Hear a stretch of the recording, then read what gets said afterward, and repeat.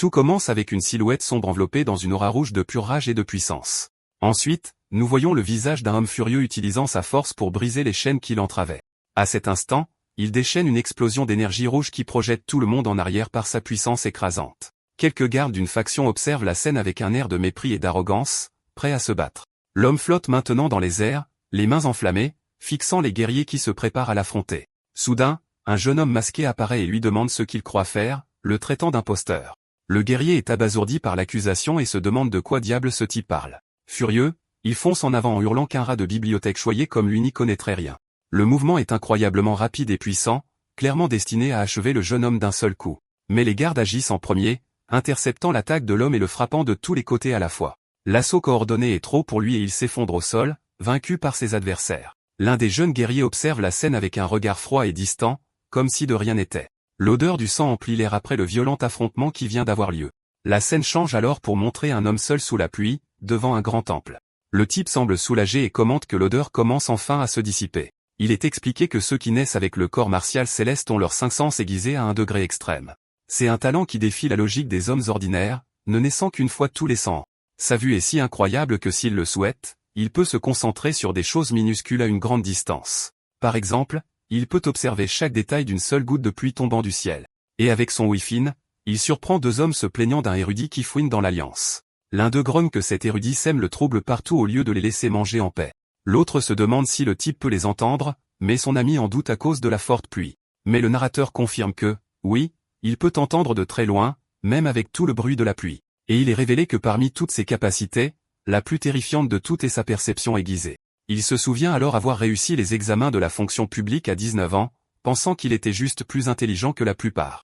Mais ce n'est qu'après avoir rejoint le bureau d'inspection de l'Alliance Miram qu'il a découvert qu'il possédait le corps martial céleste. Avec ce don, il pouvait facilement interpréter et maîtriser les manuels secrets, s'enivrant de pouvoir et se sentant intrépide. Cependant, le monde des arts martiaux regorgeait déjà de maîtres puissants partout. Il a vite réalisé qu'il serait une cible et, comme il préférait les livres aux bagarres, il a décidé de cacher ses véritables capacités.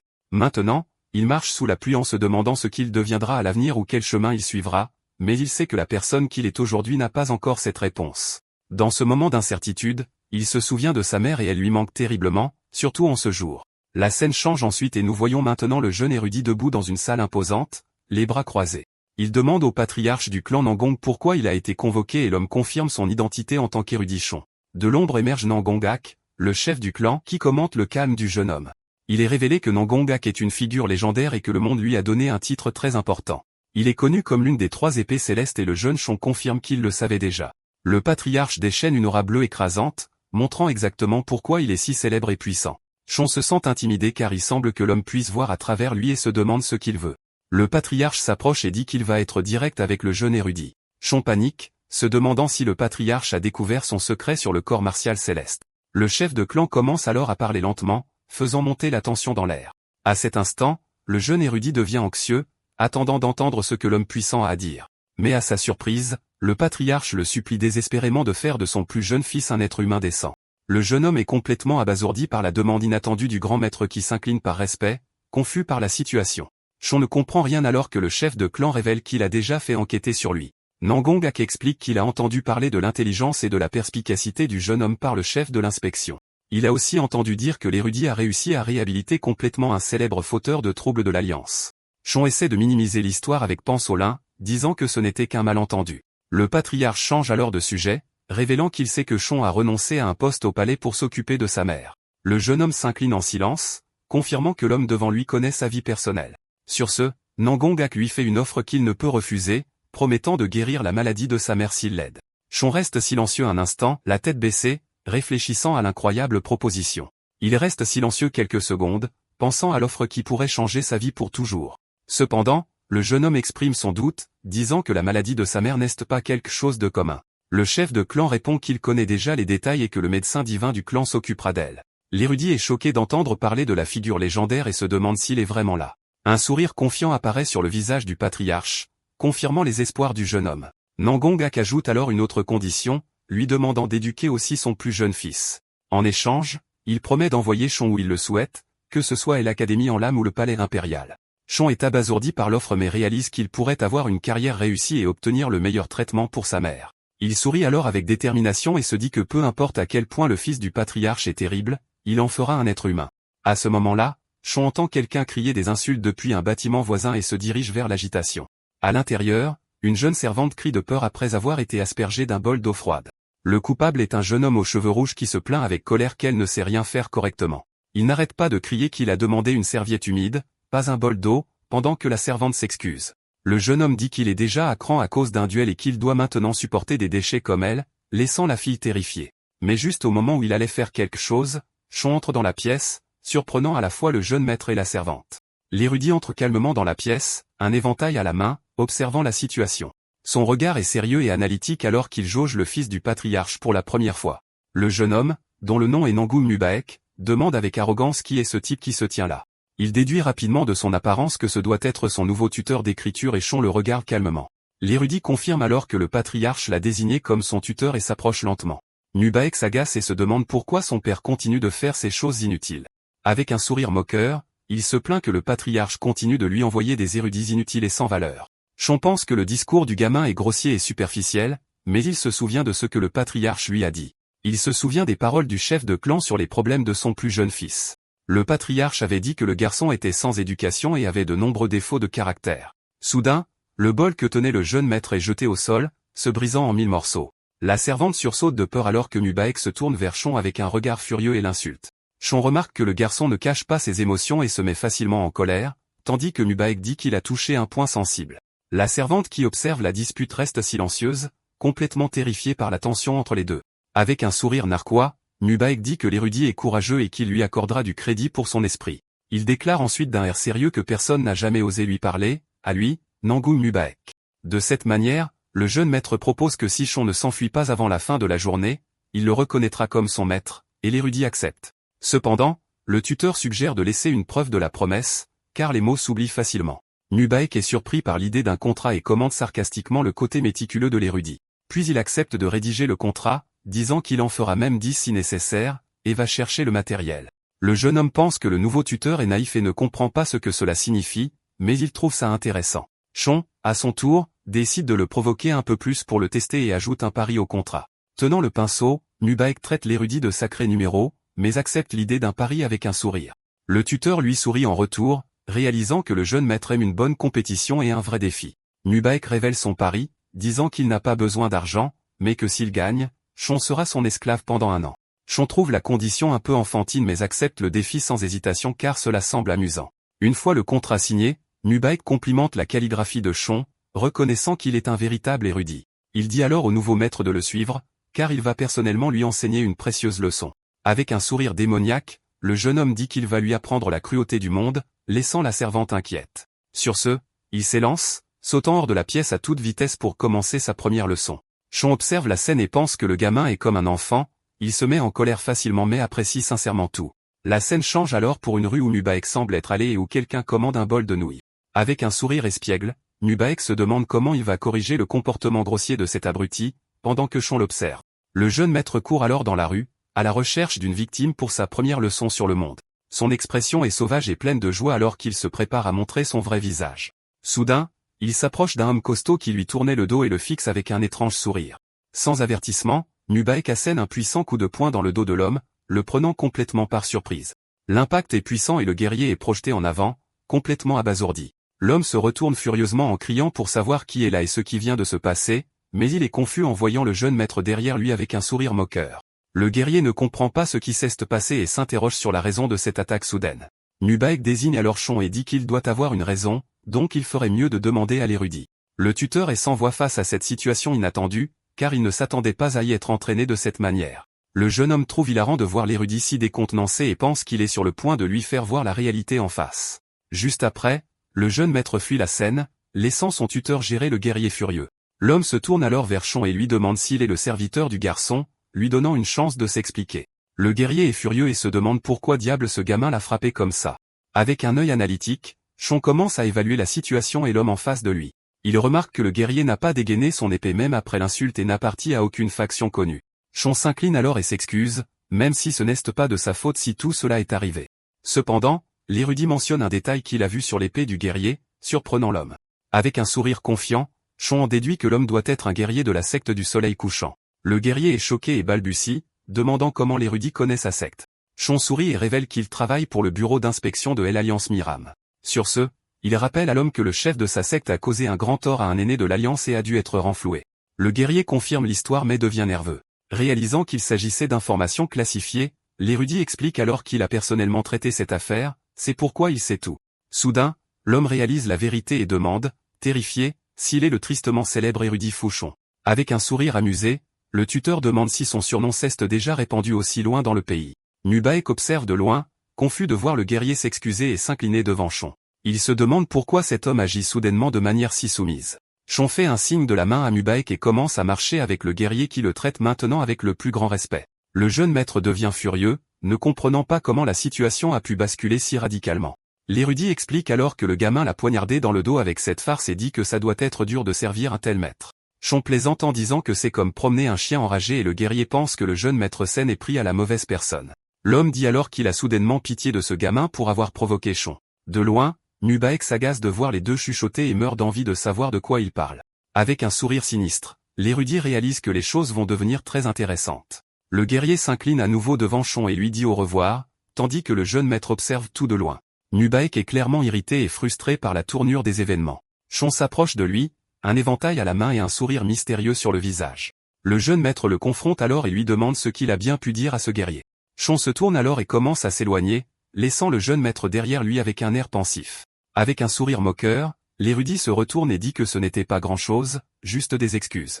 Le jeune homme est furieux du calme de Chon et se moque de son attitude froide et supérieure. Sur ce, il décide qu'il doit écraser cette arrogance et la tuer dans l'œuf car il n'aime vraiment pas ce tuteur. Le jeune homme est encore plus irrité quand il remarque que Chon a un air noble, quelque chose qui lui manque, surtout sur son visage. Alors Nubaek commence à réfléchir à un nouveau plan pour donner une leçon à son nouveau maître sur le champ. À ce moment-là, il aperçoit un gros homme mangeant paisiblement des nouilles à un stand voisin.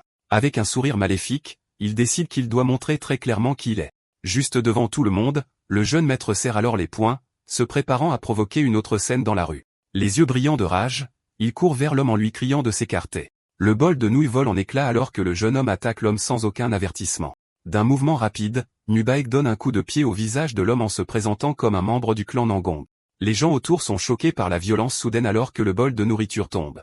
Chon observe la scène et se demande pourquoi ce gamin fait ça.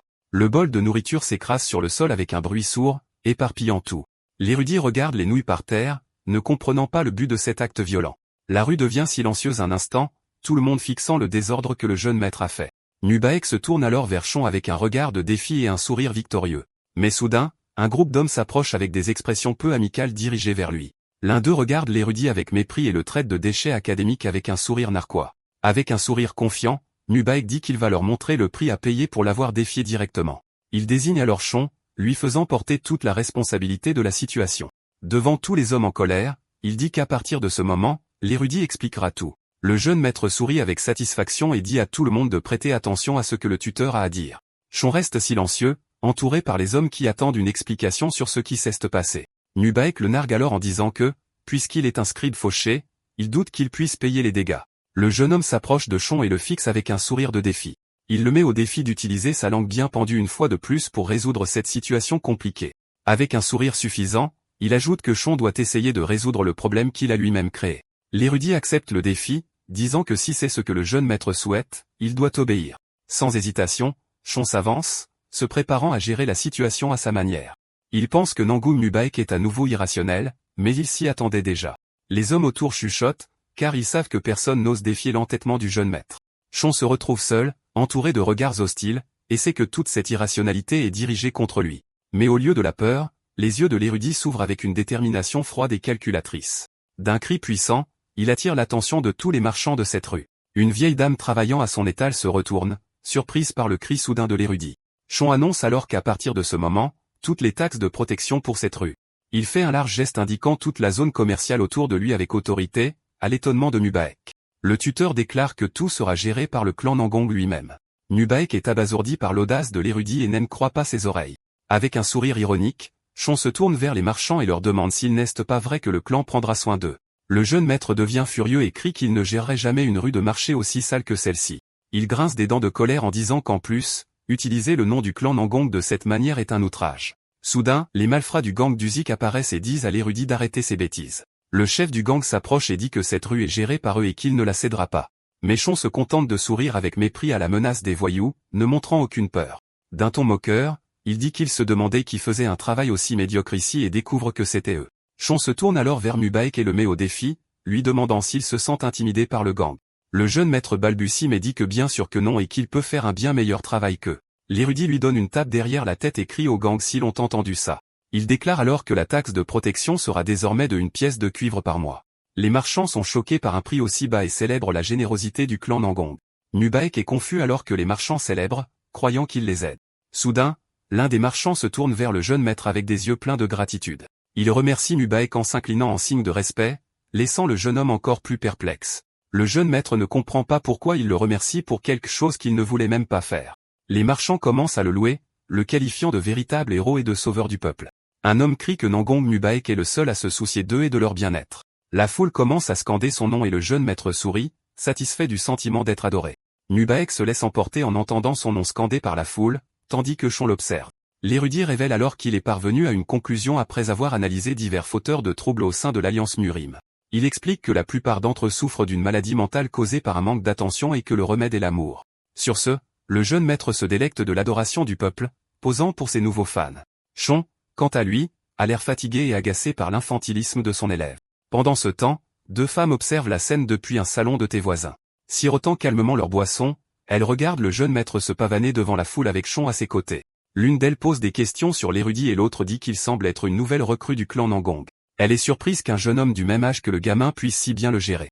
L'autre femme répond avec dédain qu'il n'est qu'un érudit et indigne de l'attention de la petite princesse. Mais la princesse soutient que s'il peut gérer le casse-tête du clan Nangong, il a déjà atteint un certain niveau de maîtrise. Sur ce, elle dit à sa servante d'enquêter sur l'érudit car il pourrait être utile pour leur mission. Alors la princesse se lève et change soudainement de sujet d'un air sérieux. Elle s'approche de la fenêtre avec sa servante, regardant la rue animée en contrebas. La jeune femme demande où sa compagne a mis l'objet précieux qu'elle possède. La servante répond que l'objet est stocké dans la forteresse de la montagne, l'endroit le plus sûr pour le moment. La scène change ensuite pour un tas de pièces d'argent, l'une d'elles tombant sur le tas. Mubarak jette un sac de pièces sur la table et exige que Sean déchire le contrat immédiatement. L'érudit se plaint qu'un billet de banque aurait été plus simple et se demande pourquoi il a reçu 100 lourdes pièces. Le jeune maître s'énerve et crie qu'il n'a pas fait ça pour son confort et qu'il ne supporte plus de voir ça. Sean sourit et dit que puisqu'il insiste, il devra le regarder tout compter au cas où une pièce manquerait. L'érudit commence alors à compter lentement les pièces une par une pour irriter le jeune maître. Mubarak devient extrêmement irrité par la lenteur et menace de l'achever sur le champ. Furieux, il sort de la pièce en trombe en criant des insultes et en jurant de se venger de l'érudit insidieux. Sean ramasse quelques pièces et commente leur poids, savourant ce moment de paix. La servante qui observait tout s'approche et complimente l'érudit pour son intelligence et sa ruse. Elle remarque que c'est la première fois qu'elle voit le jeune maître renoncer à son propre argent. Si docilement, la servante demande alors en chuchotant si le jeune maître n'est pas un parfait crétin incontrôlable. Sean la regarde avec un doux sourire amusé, sans approuver ni désapprouver sa déclaration. La jeune femme s'excuse rapidement, disant qu'elle doit dire des bêtises à cause d'une fièvre. L'érudit dit que ce n'est rien et propose de lui faire de l'acupuncture. Comme il s'y connaît un peu en médecine, la servante est surprise et demande s'il connaît vraiment la médecine en plus de tout le reste. Avec un air triste, elle révèle qu'elle a une mère à la maison qui est alitée depuis longtemps. Sean lui dit alors de rassembler tous ceux qui ont besoin d'un traitement car il s'occupera d'eux. La jeune femme s'incline en signe de gratitude, profondément touchée par la générosité de l'érudit. Avec un regard déterminé, Sean dit qu'il est maintenant temps de commencer sérieusement la rééducation du gamin. La scène se déplace ensuite vers l'érudit dans une bibliothèque, entourée de livres et de peintures. Il est révélé que pendant qu'il étudiait la médecine pour guérir sa mère, il a découvert 2 faits importants. Il serre un livre fermement en se souvenant de ces découvertes qui ont tout changé. La première découverte concernait la constitution de sa mère qui possédait quelque chose de très spécial.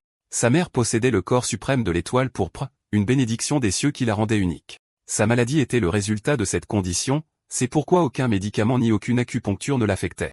Heureusement, il a découvert qu'une herbe rare appelée la fleur de l'aube spirituelle pouvait la guérir. Le deuxième fait qu'il a découvert concernait sa propre constitution unique et spéciale. Né d'une mère au corps suprême de l'étoile pourpre, il a hérité du corps martial céleste. Après ses 20 ans, ses sens se sont développés rapidement d'une manière surprenante.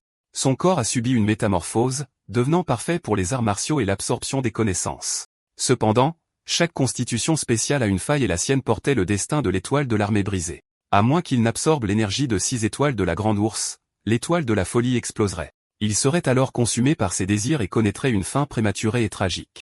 Chon ferme le livre avec une expression inquiète car son temps s'écoule rapidement. Il réalise que sa vie et celle de sa mère dépendent de ses prochaines actions et décisions. Pour éviter son destin, il doit trouver 6 personnes qui possèdent l'énergie des étoiles. Ce n'est qu'alors qu'il pourra empêcher sa transformation et sauver sa mère de sa maladie en phase terminale. Soudain, la scène change pour un toit où se déroule un combat violent. Un homme est projeté avec force et heurte le sol, le visage ensanglanté et contusionné. Il gît sur le sol au milieu des débris, complètement vaincu et impuissant. L'homme blessé prévient quelqu'un que l'endroit est dangereux et qu'il devrait s'enfuir rapidement, mais la personne qui l'avertit s'approche lentement, ne montrant aucune peur de la situation. L'homme lui crie alors d'attendre, mais la mystérieuse silhouette continue d'approcher. La silhouette se révèle être Chon qui dit qu'il est facile de le trouver, il suffit de chercher l'endroit le plus bruyant. Il traite alors le jeune homme de gamin qui ne peut contrôler l'énergie de l'étoile de la folie. Le jeune homme se met en colère face à l'insulte tout en buvant négligemment quelque chose dans une bouteille. Il écrase la bouteille et demande avec mépris si l'érudit a la moindre idée de ce dont il parle. Avec un regard haineux, il se révèle être Pansolin, le fils de l'ancien de l'Alliance Murim. Chon ouvre calmement son éventail, imperturbable face à l'identité du jeune homme problématique. Avec un sourire, il se présente comme un membre du bureau d'inspection de l'Alliance Murim. La scène revient alors au présent avec la servante demandant à Chon à quoi il pensait. L'érudit est surpris et dit qu'il se remémorait juste quelques souvenirs du passé. Ils sont à la maison Chon Somtia sur la route du nord du clan Naman, un endroit calme et élégant. À l'intérieur, Chon pratique l'acupuncture sur plusieurs personnes qui ont besoin d'un traitement médical. Il prend une fine aiguille de sa trousse, se préparant pour une autre séance de traitement. Avec concentration et habileté, il applique l'aiguille sur le patient pendant que la servante observe. L'érudit démontre ses connaissances médicales en appliquant les aiguilles sur sa propre main en guise de démonstration. Pendant ce temps, la servante de la princesse et propriétaire du salon de thé, H.W. Young, observait le travail de Chon. H.W. Young commente que la dernière fois, il a géré le gamin comme s'il était un enfant et maintenant il pratique l'acupuncture d'une manière qui surpasse la plupart des médecins, démontrant son talent. Elle conclut qu'il est en effet quelqu'un digne de l'attention de la jeune maîtresse et qu'elle a eu raison d'enquêter sur lui. Chon continue son travail avec concentration et détermination en rédigeant une ordonnance pour un patient. Un couple de personnes âgées l'appelle érudit, le remerciant pour ses soins. Une vieille femme offre des œufs à Chon en guise de remerciement, disant qu'elle n'aurait jamais imaginé recevoir un tel traitement. L'érudit regarde les œufs, un geste simple mais sincère de gratitude de la part des gens qu'il a aidés. Avec un doux sourire, il la remercie et dit que les œufs ont l'air frais et qu'il va les apprécier. Il tient le petit sac avec soin, appréciant ce cadeau humble mais significatif. Chon leur offre alors de l'argent pour acheter les médicaments nécessaires à leur traitement. La vieille femme est choquée et refuse d'accepter, disant qu'elle ne peut pas prendre d'argent en plus. Mais l'érudit insiste, disant qu'ils forment tous une seule famille et devraient s'entraider puisqu'ils servent le même maître. Les patients le remercient avec émotion, commentant que l'érudit est une personne vraiment bonne. Avec un sourire chaleureux, Chon leur dit au revoir, leur disant qu'il se fait tard et qu'ils devraient rentrer chez eux. Les patients partent heureux, l'un d'eux célébrant le fait qu'il peut maintenant bouger son épaule grâce à lui. Chon se tourne alors vers H.W. Young, la propriétaire du salon de thé qui le regarde avec un sourire. Il la remercie de l'avoir laissé utiliser l'endroit si tard dans la nuit, disant que cela a été d'une grande aide. Bien sûr, Young l'invite à revenir quand il le souhaite et dit que la prochaine fois, elle leur préparera une salle privée. L'érudit la remercie à nouveau et pense que la propriétaire du salon de thé est plus jeune et plus belle qu'il ne l'imaginait. Soudain, il s'imagine dans un moment intime avec elle, ce qui le laisse visiblement choqué. Le visage brûlant, il est surpris par ses propres pensées inappropriées et soudaines. En sueur froide, il se demande à quoi diable il pensait et se réprimande pour son imagination débordante. Il réalise qu'il doit trouver rapidement les personnes possédant l'énergie de la grande ours avant qu'il ne soit trop tard. La scène passe ensuite à la nuit, avec Chon se tenant devant un bâtiment illuminé. Pendant ce temps, la princesse demande à sa servante comment s'est déroulée l'enquête sur l'érudit. La servante révèle que Chon est né à Ouyan et que sa famille était influente mais est tombée en disgrâce. Elle continue en disant qu'il a un bon caractère mais s'est fait de nombreux ennemis en dénonçant la corruption au sein de l'Alliance. La princesse est surprise d'apprendre qu'il a même fait tomber un ancien de l'Alliance Murim. La servante explique qu'il était si implacable qu'il a gagné le surnom d'érudit fantomatique. La princesse en déduit que l'Alliance l'a envoyé au clan Nangong pour se débarrasser de lui. La servante ajoute qu'il y a des rumeurs selon lesquelles il connaît les arts martiaux et serait au niveau des étoiles montantes.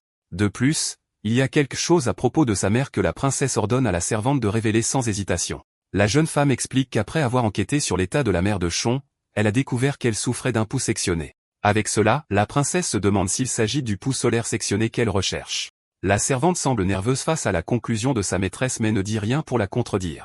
La princesse révèle qu'elle cherche cette personne depuis 5 ans et qu'il ne lui reste qu'un an à vivre. Déterminée, elle décide qu'elle doit trouver le pouls solaire sectionné et examinera personnellement la mère de Chon. Elle ordonne alors à sa servante, qui est H.W. Young, de continuer à surveiller l'érudit.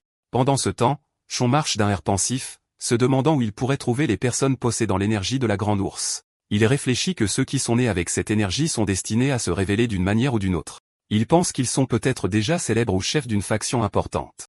L'érudit continue sa marche solitaire, perdu dans ses pensées sur son destin. Soudain, Nubaek apparaît et l'appelle professeur avec un sourire excité sur son visage. Shon reste silencieux avec une expression fatiguée en voyant son élève approcher. Le jeune maître lui tend un livre et l'érudit demande ce que c'est. Il explique que le livre a été transmis dans sa famille depuis des générations mais que personne n'a été capable de l'interpréter. Le jeune maître dit qu'il va essayer d'interpréter le livre et Shon demande si c'est un manuel d'arts martiaux. Baek répond qu'il ne sait pas et demande de l'aide à son professeur d'écriture puisque c'est pour ça qu'il est là. L'érudit devient méfiant, se demandant ce que ce gamin complote en demandant une faveur. Après réflexion, Shon accepte le défi, disant qu'il s'ennuyait de toute façon. Le jeune homme se réjouit et s'enfuit avec enthousiasme, disant qu'il compte sur lui pour déchiffrer le livre. Shon est frustré, réalisant que le jeune maître lui joue encore un de ses tours. De loin, Nubaek crie et pense que l'imbécile d'érudit croit que c'est juste un manuel ordinaire. Il révèle que si Shon essaie d'interpréter le livre comme les autres, il tombera en déviation de Chi. Shon commence à lire le livre et réalise le piège du gamin fou qu'il a dupé. Avec un regard furieux, il se demande si le jeune maître vient de lui donner un manuel secret du clan Nangong. Pendant ce temps, Nubaek se détend sur l'herbe, se sentant beaucoup mieux après sa petite vengeance. Il met au défi l'imbécile d'érudit d'essayer de déchiffrer le livre. Sachant qu'il va passer un mauvais moment, le jeune maître pense avec un sourire narquois que le manuel n'est pas un simple texte mais un piège. Il révèle que cet art martial a mené d'innombrables génies du clan Nangong à leur perte. En essayant d'interpréter les stances, les méridiens se bloquent un par un, conduisant à une déviation de Chi. Nubaek continue de se détendre alors que les gens passent, inconscients de son plan diabolique. Pendant ce temps, Shon est assis dehors, lisant le livre avec attention et concentration. Le livre contient des descriptions complexes du Tao céleste et des principes du Yin et du Yang. L'érudit est fasciné par les principes profonds de l'art martial suprême contenus dans le livre. Il décide alors qu'au lieu de simplement lire, il essaiera d'accepter les versets avec son corps. La servante s'approche et l'appelle, brisant sa profonde concentration. Elle le remercie et dit que l'état de sa mère s'est grandement amélioré après avoir pris le médicament qu'il a prescrit. Shon sourit et dit qu'il est heureux d'apprendre que sa mère se sent mieux. La servante ajoute que les autres sont également étonnés de ses compétences et proposent son aide. L'érudit accepte son offre, disant qu'il pourrait vraiment avoir besoin d'un peu d'aide de sa part. Le livre à la main, il demande si par hasard ils ont une épée en bois dans le logement. La jeune femme est confuse par la demande étrange et inattendue de l'érudit. Soudain, Nubaek apparaît et demande furieusement à la servante ce qu'elle fait. Il lui crie dessus pour avoir donné son épée en bois à l'érudit et la servante s'excuse, effrayée. Le jeune maître tire alors sa véritable épée et la pointe sur la servante, qui est terrifiée. Il commente le tranchant de la lame alors que la servante crie pour sa vie. Le jeune homme tient fermement l'épée, se préparant à frapper la fille sans défense. Avec un sourire cruel, il lui tend brusquement et de manière inattendue l'épée. Il lui dit d'oublier l'épée en bois et d'en donner une vraie à l'érudit. Avec un sourire encore plus large, il dit qu'une vraie épée n'est pas suffisante pour ce qu'il a en tête. Il dit alors à la servante de donner à l'érudit toutes les armes qu'elle peut trouver, la laissant stupéfaite. Maintenant dans une cour d'entraînement, Shon commence à s'exercer avec l'épée en bois. Il se déplace avec fluidité et grâce, exécutant les mouvements de l'art martial du livre. L'érudit réalise qu'il ne connaît pas le nom de l'art martial mais que les chants sont mêlés à l'idéologie bouddhiste. Il réalise que pour maîtriser cet art, il faut comprendre l'emplacement des méridiens du bouddhisme ésotérique. Le manuel était parfaitement structuré pour conduire quelqu'un à la déviation de Cui, et c'était là le piège de Nubaek. Cependant, Shon a lu un texte ancien sur le bouddhisme ésotérique dans la bibliothèque de l'Alliance et connaît l'emplacement exact des méridiens. Les yeux fermés, il se concentre pour commencer le processus d'accumulation d'énergie. Avec un cri, il ouvre les yeux, déterminé à maîtriser la technique secrète du livre. Il accumule alors de l'énergie spirituelle dans les points de sang des 7 étoiles et des 7 origines. Ce faisant, il exécute les mouvements d'épée avec une énergie bleue qui l'entoure. Il sent qu'il peut atteindre l'essence secrète de la technique de l'épée avec cette méthode. L'érudit sait que personne dans l'Alliance Murim ne le saurait, car le livre original était en sanskrit. Il tient fermement l'épée en bois, se préparant pour le prochain mouvement, et la seule personne qui a lu ce livre et compris ses secrets, c'était lui. Il exécute les mouvements avec une vitesse et une précision incroyables, déchaînant une vague d'énergie. Shon en déduit que le créateur de cet art martial voulait utiliser le pouvoir des méridiens spirituels. Mais en utilisant l'énergie interne standard, le pratiquant finissait par bloquer ses méridiens et se détraquer. L'érudit continue de s'entraîner avec une expression de douleur et de tension sur son visage. Ses yeux brillent de puissance alors qu'il lutte pour maîtriser la technique complexe. Il serre les dents, sentant l'énergie circuler dans son corps de manière intense et puissante. La scène passe ensuite à un magnifique coucher de soleil sur les toits d'un temple. L'épée en bois de Shon goutte de sueur sur le sol après l'entraînement intense. L'érudit pousse un soupir de soulagement, le corps en sueur et les vêtements déchirés, mais satisfait de ses progrès.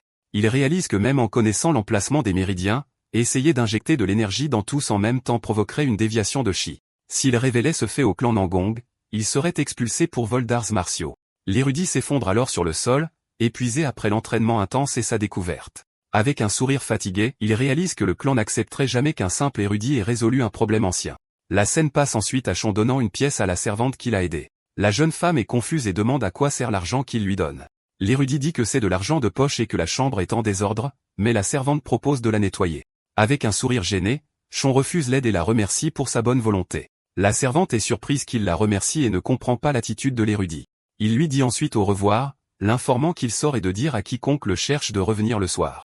La jeune femme reste là avec une expression confuse et inquiète en regardant l'érudit partir. Shon se promène dans le marché, observant les marchands et les artisans au travail dans leurs échoppes. Il continue de marcher dans les rues, cherchant quelque chose de spécifique parmi les établissements. L'érudit a entendu dire que la plus grande herboristerie de la ville se trouve par ici et décide de la chercher. Son éventail à la main, il se demande si la boutique aura des herbes qui pourraient aider sa mère. Soudain, il est repéré par deux hommes qui le montrent du doigt et disent qu'ils l'ont trouvé. Le chef du groupe s'approche d'un air menaçant, ces hommes de main le suivant de près. Shon se retourne et fait face aux hommes avec une expression calme et indifférente. Le chef du gang du Zik se présente et demande si l'érudit a la moindre idée de l'argent qu'ils ont perdu. Le gang encercle alors Shon et le chef demande si le clan Nangong va vraiment collecter les frais de protection. Le chef du gang dit que Shon doit parler au clan pour les laisser collecter les frais, mais l'érudit refuse. Shon leur dit de se plaindre au jeune maître Nangong et les avertit froidement. Il leur conseille de ne pas risquer leur vie pour de simples frais et leur demande s'ils peuvent affronter le clan.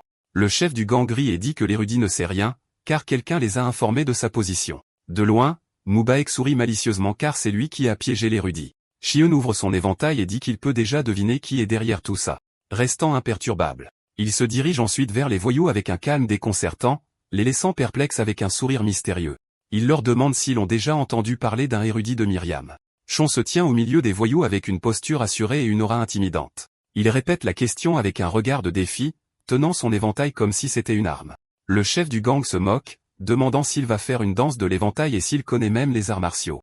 Les voyous se rapprochent de l'érudit, prêts à attaquer à tout moment. Le chef donne alors l'ordre à ses hommes de délivrer un tendre message à l'érudit. L'un des sbires s'avance avec un sourire cruel, se préparant à attaquer Shian. Le voyou s'approche rapidement, le poing levé, prêt à écraser l'érudit. Shian dit alors qu'il est devenu certain de quelque chose après avoir lu un livre et tient fermement son éventail. Une énergie bleue commence à émaner de l'éventail alors que l'érudit se prépare à réagir.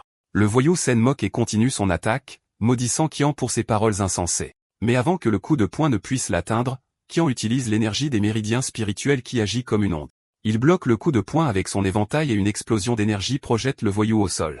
Le voyou hurle de douleur en étant projeté au sol avec une force impressionnante. Il gît au sol au milieu d'un cratère, ne comprenant pas ce qui vient de se passer. Qian explique que l'onde d'énergie s'amplifie à partir d'un seul point et se propage vers l'extérieur. Le chef du gang est choqué et se demande si ce gamin a vraiment appris les arts martiaux. Avec une aura sombre, Shon invite le chef du gang à se joindre également au combat. L'homme essaie de minimiser la situation, disant qu'ils n'ont pas montré le respect dû à l'érudit et que c'était un malentendu.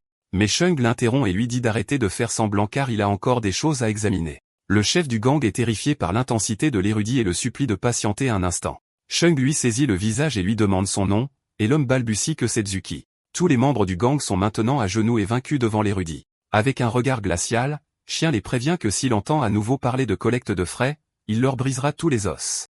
Il dit qu'il est indulgent car ils n'ont fait que collecter des frais et les voyous terrifiés le remercient, mais l'érudit n'a pas encore fini et dit qu'il a d'autres choses à examiner avec eux.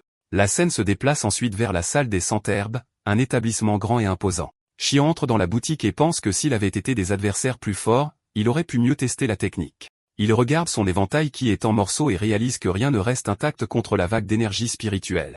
Il reste silencieux un moment et se demande s'il devrait se faire un éventail en fer, mais il écarte rapidement l'idée car il n'est pas un artiste martial et son pouvoir ne fonctionne que contre les voyous des rues. Shon continue de marcher dans la boutique et pense que son esprit de compétition a failli raccourcir sa vie. Il observe la grande pharmacie et commente que, tout comme le disent les rumeurs, elle est vraiment immense. Soudain, Qian est choqué de voir quelque chose d'inattendu dans l'herboristerie. Une belle femme aux cheveux blancs apparaît, tenant un plateau d'herbe avec un doux sourire. L'érudit est à bout de souffle et pense qu'elle est facilement l'une des 3 plus belles femmes qu'il ait jamais vues. Il reste figé un instant, complètement captivé par la beauté de la jeune femme. De manière inattendue, Mubaek est aussi dans la boutique et s'approche de la femme en se présentant. Shin se demande ce que ce gamin fait là pendant que le jeune maître flirte avec la femme. La princesse dit qu'elle a beaucoup de travail mais Mubaek insiste pour connaître son nom. Elle répond qu'elle est juste un médecin qui est passé prendre des herbes pour son travail. Le jeune maître se souvient alors avoir entendu parler d'elle et l'identifie comme étant Dame Jong Seobin. Shion observe la scène avec méfiance, pensant que personne n'offre sa gentillesse sans raison. Mubaek simule un mal de tête et demande à la scientifique de l'examiner, mais elle refuse en disant qu'elle est occupée. Il se réjouit de sa promesse de le voir plus tard et la regarde partir avec un sourire niais. Le jeune maître est heureux d'avoir enfin trouvé une beauté digne de son admiration. Il se retourne alors et est surpris de voir Shion là, lui demandant ce qu'il fait. L'érudit dit qu'il est venu acheter des herbes et Mubaek balbutie qu'il est aussi venu pour des médicaments. Shon regarde l'ordonnance et se demande si le gamin a besoin d'un tonique de puissance. Le jeune maître se demande pourquoi il a besoin d'un bouillon de sagesse pour améliorer sa concentration. L'érudit devient furieux et demande si c'est le genre d'art qu'il brûle passionnément d'étudier. Mubaek change alors de sujet et demande si Shion a réussi à interpréter le manuel qu'il lui a donné. Il le nargue en disant que l'érudit ne devrait pas avoir le temps de se promener s'il était en train de déchiffrer le chant. Shion répond qu'il est sorti parce qu'il avait besoin d'herbes pour l'interprétation du livre. Il dit qu'il a déchiffré quelques vers, mais que c'est difficile, et le jeune maître se moque de sa posture arrogante. Mubaek dit qu'il avait de grands espoirs puisqu'il est un érudit de niveau Jinshi mais qu'il a été déçu. Avec un sourire confiant, Shon révèle qu'il a déjà fini d'interpréter parfaitement certains vers. Le jeune maître reste silencieux un moment, surpris par la révélation inattendue de l'érudit. Avec un sourire malicieux, il feint de le croire et dit que bien sûr, il l'a fait. Il se rapproche et demande à l'érudit de lui raconter un peu de ce qu'il a interprété du livre. Shon se demande pourquoi le jeune homme est si heureux et s'il s'attendait vraiment à ce qu'il réussisse. Le jeune maître le presse de parler, disant que personne ne comprendrait une ligne ou deux de toute façon. Shon reste silencieux un moment, se préparant à révéler ce qu'il a découvert. Il commence alors à réciter les vers qui apparaissent sur la première page du livre mystérieux. L'érudit explique avec précision les principes du yin et du yang contenus dans le manuel. Mubaek est choqué d'entendre l'interprétation correcte du livre que personne ne pouvait déchiffrer. Avec un sourire excité, il réalise que Chien est vraiment un érudit de niveau Jinshi. Le jeune maître est impressionné et dit qu'aucun de ses autres professeurs n'a montré un tel pouvoir d'interprétation. Shon demande d'une voix forte et autoritaire s'il a compris l'explication. Mubaek répond oui avec un sourire enthousiaste et l'érudit se demande s'il est sincère. Le jeune maître s'approche avec enthousiasme et l'appelle à nouveau professeur d'écriture. Shin demande ce qu'il veut maintenant avec une expression fatiguée et ennuyée. Le jeune homme révèle que des invités du clan juge viendront après-demain et Shin se demande ce que cela a à voir. Il dit que parmi eux se trouve un ami de son âge et Shion en déduit qu'il fait référence au jeune maître juge Dowon. Le jeune maître l'invite au rassemblement en disant qu'il pourra bien manger et boire du vin gratuitement. Qian réalise que le jeune homme veut son aide au rassemblement de fauteurs de troubles et comprend pourquoi il avait besoin du bouillon de sagesse. Il sait que juge Dowon est plus instruit que les autres car son clan a toujours valorisé la sagesse. L'érudit a entendu dire que Dowon aime se vanter lors de ses rassemblements en utilisant les 4 arts. Il se moque du jeune maître, se demandant à quel point il doit être ignoré pour demander une faveur. Avec un sourire malicieux, il pense qu'une bataille de gamins semble très amusante. Shon a hâte de voir un fauteur de troubles se faire humilier par un autre et trouve cela incroyablement amusant. Mubaek le presse de se joindre au rassemblement et l'érudit est amusé par la situation. Il imagine les deux jeunes maîtres se disputer et pense qu'une bataille de gamins semble intéressante. Soudain, Chien sent quelque chose d'étrange dans son corps et se serre la poitrine, alarmé. Il chancelle en arrière, sentant les effets de l'énergie instable dans son corps. Il se souvient de la princesse et réalise qu'il doit trouver rapidement l'énergie des étoiles. Mubaek le regarde fixement et lui demande ce qu'il regarde. Disant qu'il peut juste dire non s'il ne veut pas y aller. L'érudit remarque alors que le jeune maître dégage une énergie similaire à celle de Peng Soin et décide de vérifier d'un air sérieux. Il dit qu'il accepte l'invitation, laissant le jeune homme surpris et heureux. Cependant, il pose 2 conditions pour participer au rassemblement des jeunes maîtres. Le jeune homme se plaint des exigences mais demande quelles sont les conditions, curieux de savoir. Shon dit alors que la première condition est qu'il lui permette de prendre son pouls. Mubaek est surpris et demande pourquoi l'érudit veut prendre son pouls. Shon explique qu'il a vu le jeune homme préparer le bouillon de sagesse et que le prendre incorrectement peut endommager le cerveau. Mubaek s'énerve et dit qu'il connaît les risques de jouer avec les méridiens et remet en question la logique de l'érudit. L'érudit répond que ce serait un désastre si le bouillon interférait avec sa cultivation d'arts martiaux de haut niveau. Le jeune maître est d'accord et dit à Shion de prendre son pouls rapidement pour s'assurer que tout va bien. Il dit que ce serait terrible si son brillant cerveau était endommagé et se vante de son intelligence. Le jeune homme conclut que l'érudit n'a rien à gagner à lui faire du mal, alors il fait confiance à son évaluation. Shion est d'accord et commence à prendre le pouls de Mubaek avec une expression sérieuse. Il décide d'injecter un peu d'énergie spirituelle pour voir s'il y a une réaction de la part du jeune homme. L'érudit se concentre et attend avec impatience une réponse du corps du jeune maître. Il espère que sa venue au clan Nangong ne sera pas vaine et qu'il trouvera ce qu'il cherche. Soudain, il sent une énergie faible mais nette provenant du poignet de Mubaek. Les yeux écarquillés, il reconnaît l'énergie de l'étoile Waka, l'une des 7 étoiles qu'il recherche. Le jeune maître remarque l'expression choquée de Chien et demande quel est le problème. L'érudit reste silencieux un moment, assimilant l'incroyable découverte qu'il vient de faire. Avec un sourire excité, Il dit qu'il n'y a pas de problème et que l'énergie dans son cerveau est forte. Nubaek a des frissons face à la réaction de l'érudit et se vante que même Sean est impressionné par son intellect. Il demande ensuite quelle est la deuxième condition pour que l'érudit assiste au rassemblement. Avec un sourire mystérieux, Sean révèle que la deuxième condition est d'observer l'entraînement du jeune homme. Le jeune maître est surpris et demande pourquoi il veut observer son entraînement. Sean commence à expliquer son raisonnement, disant que pour un clan avec une histoire aussi distinguée que les Nangong, il continue en disant que pour interpréter le chant, il doit comprendre les principes des autres arts martiaux du clan. Nubaek est surpris car les érudits méprisent généralement les arts martiaux comme quelque chose de vulgaire. Il se demande si ce qu'il voit est un véritable érudit qui se consacre à comprendre profondément les chants. Avec un sourire excité, le jeune maître décide qu'il lui fera interpréter le manuel qu'il apprend actuellement. Il pense que si ça marche, tant mieux. Mais si ça ne marche pas, peu importe, et il rit à cette idée. Le jeune homme accepte de laisser l'érudit observer son entraînement mais pose sa propre condition. Sean se demande s'il devra interpréter encore un autre manuel, mais Nubaek lui dit simplement de se présenter demain. L'érudit accepte avec un sourire malicieux, amusé par la tournure des événements. Le lendemain, le jeune maître est indécis quant à montrer le manuel à l'érudit. Lassé de son hésitation, Sean lui arrache impatiemment le livre des mains et le foudroie du regard. L'érudit lit le titre et est surpris de voir que c'est le manuel des arts de l'épée du ciel bleu infini. Il est choqué car c'est l'un des deux grands arts du clan Nangong et l'un des meilleurs du Murom. Chien se demande pourquoi le jeune homme continue de lui montrer des manuels secrets. Avec un regard suspicieux, il se demande si le jeune maître est complètement fou. Nubaek sourit et demande ce qu'il a pensé du manuel avec une expression supérieure. L'érudit demande s'il est prudent de montrer la technique secrète d'un clan à un étranger comme lui. Le jeune homme répond que non, mais qu'il peut le faire parce qu'il veut vraiment maîtriser la technique. Chian reste silencieux un moment, surpris par la sincérité et la détermination du jeune maître. Nubaek continue en disant qu'avec son talent supérieur, ce serait bien de maîtriser la technique plus vite que ses frères. Il ajoute que puisque Chian a travaillé dans l'Alliance, il connaît les lois du Murom et n'ira pas bavarder. Le jeune maître dit qu'il ne sait rien et dit à l'érudit de simplement lire et d'interpréter le chant pour lui. Il offre alors 300 taels d'argent si l'érudit peut interpréter correctement le manuel. Sean demande s'il les donnera à nouveau en pièces lourdes mais le jeune homme promet de lui donner un billet de banque. L'accord scellé, Nubaek commence son entraînement à l'épée avec des mouvements rapides et puissants. Il exécute la technique avec une grande habileté pendant que Chin l'observe et lit le manuel. L'érudit semble surpris et fasciné par ce qu'il lit dans le livre secret du clan. Il est enchanté par la beauté de l'art de l'épée qui est comme un chant au ciel infini. Pendant ce temps, le jeune maître crie et se donne à fond dans son entraînement intense. Shion le regarde avec une expression ennuyée et désintéressée face aux cris du jeune homme, Mou. Baek continue de s'entraîner avec férocité et détermination, déchaînant toute sa puissance. Il hurle d'effort en exécutant les mouvements complexes de la technique de l'épée. Le jeune maître continue son entraînement avec des cris et des mouvements bruyants et exagérés. L'érudit se plaint qu'il est trop bruyant et que les cris sont excessifs. Nubaek se concentre en son prochain mouvement, poussant un puissant cri de guerre, mais Shion l'interrompt et lui crie de se taire et de conserver son énergie. Il explique que cet art de l'épée exige de conserver chaque souffle et que crier disperse son énergie. Le jeune homme se tait un moment, surpris par la correction de l'érudit. Il poursuit alors son entraînement en silence, avec une nouvelle concentration. Ses mouvements deviennent plus fluides et précis, sans gaspiller d'énergie en cris. Il exécute la technique avec une grâce et une puissance qu'il n'avait pas auparavant, s'impressionnant lui-même. Shion est impressionné par les mouvements du jeune homme même si l'énergie de l'étoile Woka ne s'est pas encore manifestée. Il réalise que Nubaek n'est vraiment pas un gamin ordinaire et qu'il a un grand potentiel. Avec un sourire malicieux, l'érudit l'encourage à s'entraîner davantage pour manifester cette énergie.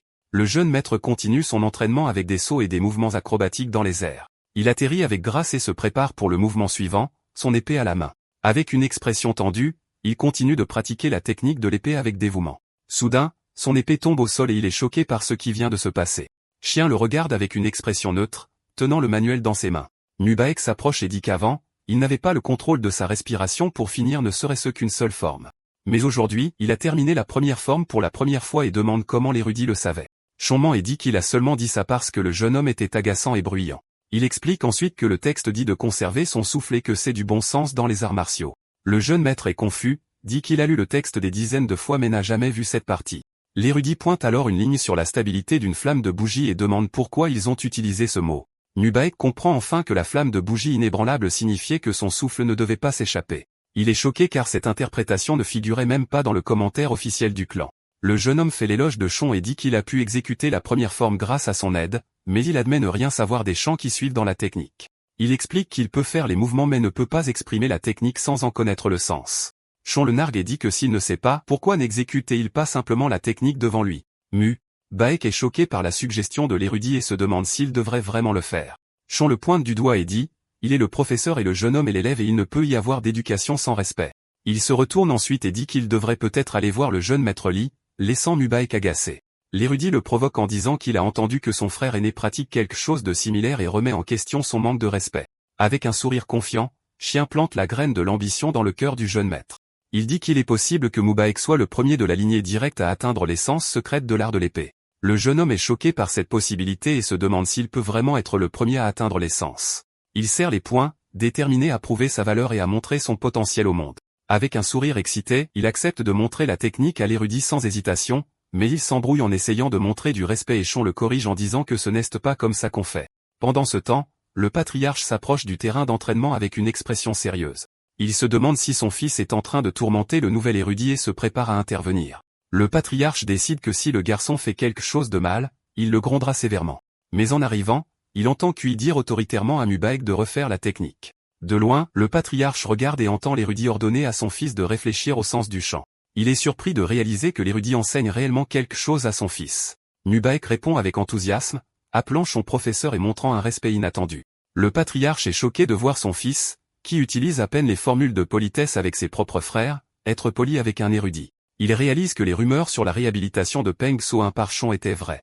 Avec un sourire, il décide qu'il ne doit pas rester sans rien faire et qu'il doit grandement récompenser l'érudit. Chian corrige Mubaek en disant que le nom de la technique est art de l'épée du ciel bleu infini et que ciel est dans le nom. Le patriarche est choqué de réaliser que son fils a révélé la technique secrète du clan à l'érudit. Il n'arrive pas à croire que son fils a montré la technique secrète du clan à un simple érudit. Furieux, le patriarche décide qu'il va les capturer tous les deux immédiatement pour résoudre la situation. Chian dit alors à Mubaek de bien réfléchir à ce qu'il fait. Il explique que si l'on élague les branches superflues du concept, tout se résume à une seule vérité.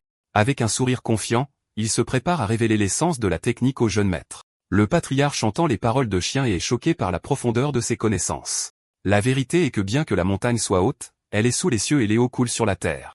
Mubaek s'assoit pour méditer et réfléchit à la signification des paroles de l'érudit.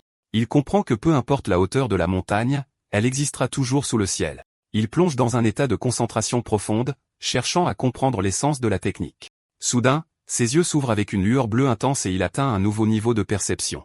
Chien observe et est impressionné de voir que le jeune homme a trouvé l'image mentale instantanément. Le soleil se couche tandis que le jeune maître continue de méditer et d'approfondir sa compréhension. Le patriarche observe de loin avec une expression de fierté et d'admiration pour son fils. Pendant ce temps, Chon continue de lire le manuel avec une expression calme et pensive. Après un long moment, Mubaek ouvre les yeux, le visage en sueur mais avec une nouvelle clarté. Ses yeux brillent d'une lumière dorée et il dit qu'il pense comprendre un peu. Avec un sourire, il dit qu'il peut enfin voir le chemin à suivre dans sa cultivation. Il explique qu'il n'y a rien de plus grand que le ciel et qu'il embrasse toute chose dans son immensité. Son épée levée, il canalise l'énergie du ciel bleu dans sa technique nouvellement découverte. Chien le regarde et se demande si le chemin vers l'essence devient visible pour le jeune homme. Mubaek tient fermement l'épée et comprend que le ciel bleu s'étend à l'infini sans limite et que c'est le vrai sens de « sans borne » contenu dans le nom de l'art de l'épée. Les yeux brillants de détermination, il se prépare à déchaîner toute sa puissance. Une explosion d'énergie dorée émane de son épée alors qu'il exécute le coup. Il rit de joie en fendant l'air avec une force et une précision qu'il n'avait jamais atteinte auparavant. Avec un sourire sauvage, il célèbre ses progrès et se sent incroyablement bien avec son nouveau pouvoir. Le jeune maître se tourne alors vers Qian et lui demande de l'éclairer davantage avec sa sagesse. L'érudit le regarde avec une expression calme et énigmatique, prêt à le guider. Avec un sourire malin, il dit qu'un oiseau volant dans le ciel n'a pas de manière prescrite de battre des ailes. Il explique que pour perfectionner l'art de l'épée, il faut se libérer et voler librement. Chian le provoque en disant que puisqu'il a vécu toute sa vie comme un vaurien, il connaît bien ce sentiment. Le jeune homme reste silencieux un instant, surpris par la profondeur des paroles de l'érudit. Il fixe l'érudit de loin, assimilant la nouvelle leçon qu'il vient d'apprendre. Mubaek se demande si, parce qu'il a vécu comme un vaurien, il connaît vraiment la liberté. Il se serre la poitrine, sentant une émotion forte et écrasante envahir son cœur. Soudain, il se met à rire bruyamment, un rire de pure joie et de compréhension. Il dit que ses mots sont justes et qu'ils lui donnent des frissons dans le dos. De loin, le patriarche observe et réalise que sa propre perception était erronée et limitée. Il comprend qu'avec sa vision étroite, il n'atteindrait jamais la véritable essence de l'art de l'épée. Le patriarche s'éloigne alors, pensant qu'il n'a jamais vécu librement et que c'est pour cela qu'il était piégé. Il s'en va avec une nouvelle compréhension de lui-même et de l'art qu'il pratique. Avec un sourire, il réalise que son plus jeune fils pourrait être le premier à atteindre la véritable maîtrise. Mubaek crie, se demandant quelle est cette émotion qu'il ressent pour la première fois. Il réfléchit au fait qu'il a vécu comme un vaurien juste pour ressentir la liberté, rejetant tout ce qui l'entourait. Mais maintenant, Il se demande si cette émotion qu'il ressent est la vraie liberté qu'il a si longtemps cherchée. Chien le regarde allongé sur le sol, et puis émet avec une expression de pure illumination sur son visage. L'érudit réalise que le jeune homme suit un chemin similaire à celui de Peng Solin, mais peut-être plus rapidement. Avec un sourire, il se demande s'il est temps de passer à la prochaine étape de son plan. Il se souvient que dans la Grande Ourse, il y a 7 étoiles, chacune avec une énergie unique. Parmi elles, la plus destructrice et puissante est l'étoile de l'armée brisée, l'étoile martiale. L'érudit révèle que ceux qui ont le corps martial céleste naissent avec le destin de cette étoile. Ils sont destinés à s'autodétruire et à faire face à leur fin, à moins qu'ils ne puissent changer leur destin. Pour y échapper, il doit absorber l'énergie des autres étoiles, tout comme il l'a fait avec Pansoon. La scène se déplace ensuite dans les quartiers de Chon où il semble inquiet à propos de quelque chose. Il réalise que le patriarche a surpris sa conversation avec Mubaek et sent un léger parfum dans l'air. Avec un sursaut, il reconnaît l'odeur du patriarche Nangoon et comprend qu'il a été découvert. L'érudit sait qu'un étranger comme lui voyant un manuel secret est un problème passible de la peine de mort. À ce moment précis, le serviteur apparaît et dit que le patriarche a demandé un repas urgent. Shion dit qu'il comprend et qu'il ira voir le chef de clan immédiatement. Le serviteur se demande comment il était au courant de la convocation et pourquoi son expression est si sombre. Plus tard, une table somptueuse est servie avec divers mets délicats et des fruits frais pour le repas. L'érudit est assis à table avec une expression tendue, attendant l'arrivée du patriarche. Le chef de clan apparaît et accueille l'érudit avec une expression sérieuse et imposante. Il présente alors sa femme qui est assise à côté de lui avec un sourire énigmatique. Shion s'incline respectueusement et dit que c'est un honneur de la rencontrer, mais il est clairement nerveux. Le patriarche le fixe avec une expression indéchiffrable, augmentant la tension dans l'air. Soudain, sa femme le gronde et lui demande pourquoi il lui a menti à propos de quelque chose. L'érudit reste silencieux, complètement confus par la dispute du couple. La femme se plaint que son mari ne lui ait pas dit que l'érudit était si beau et qu'elle n'a pas vu un homme comme lui depuis des lustres. Le patriarche sourit et dit qu'il comprend ce qu'elle voulait dire, puis s'excuse auprès de Chien d'avoir pris son temps. L'érudit répond que ce n'est pas un problème et que c'est un honneur d'avoir été invité. La femme du chef de clan commente qu'elle a entendu dire que Chien était célèbre même au sein de l'Alliance Mirim.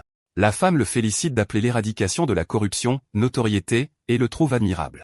Elle lui demande ensuite s'il connaît un poème sur la lutte contre l'injustice, comme il le fait. Avec un sourire, elle commence à réciter le poème, entouré de fleurs de cerisier imaginaires. L'érudit répond que l'injustice ne peut se tenir plus haute que le pain et sera ébranlée par le vent. La femme le félicite pour ses connaissances en poésie et en calligraphie, ainsi qu'en peinture et en musique. Chon répond avec un sourire forcé qu'il s'est simplement intéressé à ces arts comme passe-temps. Il se demande s'il s'inquiétait pour rien et essaie de se détendre devant le couple. Soudain, le patriarche frappe la table de sa main, surprenant sa femme. La femme le dévisage, surprise par le changement d'humeur soudain de son mari. Shion reste silencieux avec un sourire nerveux, ne sachant pas à quoi s'attendre de la situation. Le patriarche dit alors d'arrêter les plaisanteries et de discuter des affaires officielles. Avec un regard sombre, il dit à l'érudit de parler honnêtement de ce qui s'est passé. Il le confronte en disant qu'il sait que voir les techniques secrètes du clan est un crime passible de la peine de mort.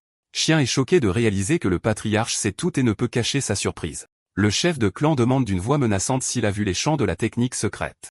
La pièce devient tendue et silencieuse alors que l'érudit croise le regard furieux du patriarche. Le patriarche répète la question avec une expression encore plus en colère, attendant une réponse. Chian réalise qu'il était au courant de sa conversation avec Mukbaek et se sent acculé. Il sent la pression oppressante du patriarche et son esprit s'emballe pour trouver une issue.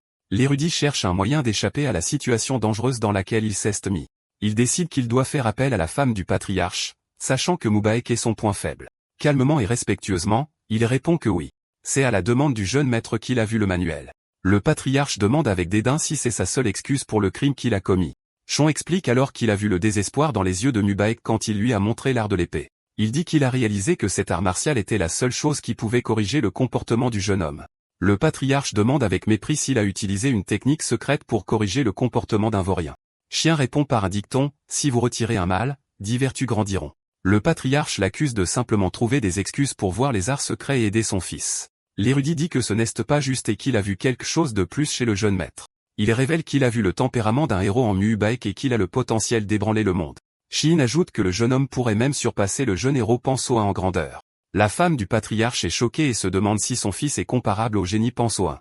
L'érudit sourit sombrement, sachant qu'il a touché le point faible de la mère. Le patriarche n'est pas convaincu et demande si son fils n'est pas simplement une médiocrité avec un certain talent. Chian explique que le jeune maître possède une âme libre mais se sentait piégé comme un oiseau en cage. Il poursuit en disant qu'à cause de cela, le jeune homme se sentait comme un simple poulet ou un canard. La femme du patriarche devient émotive en apprenant que son fils agissait ainsi pour surmonter son dégoût de soi.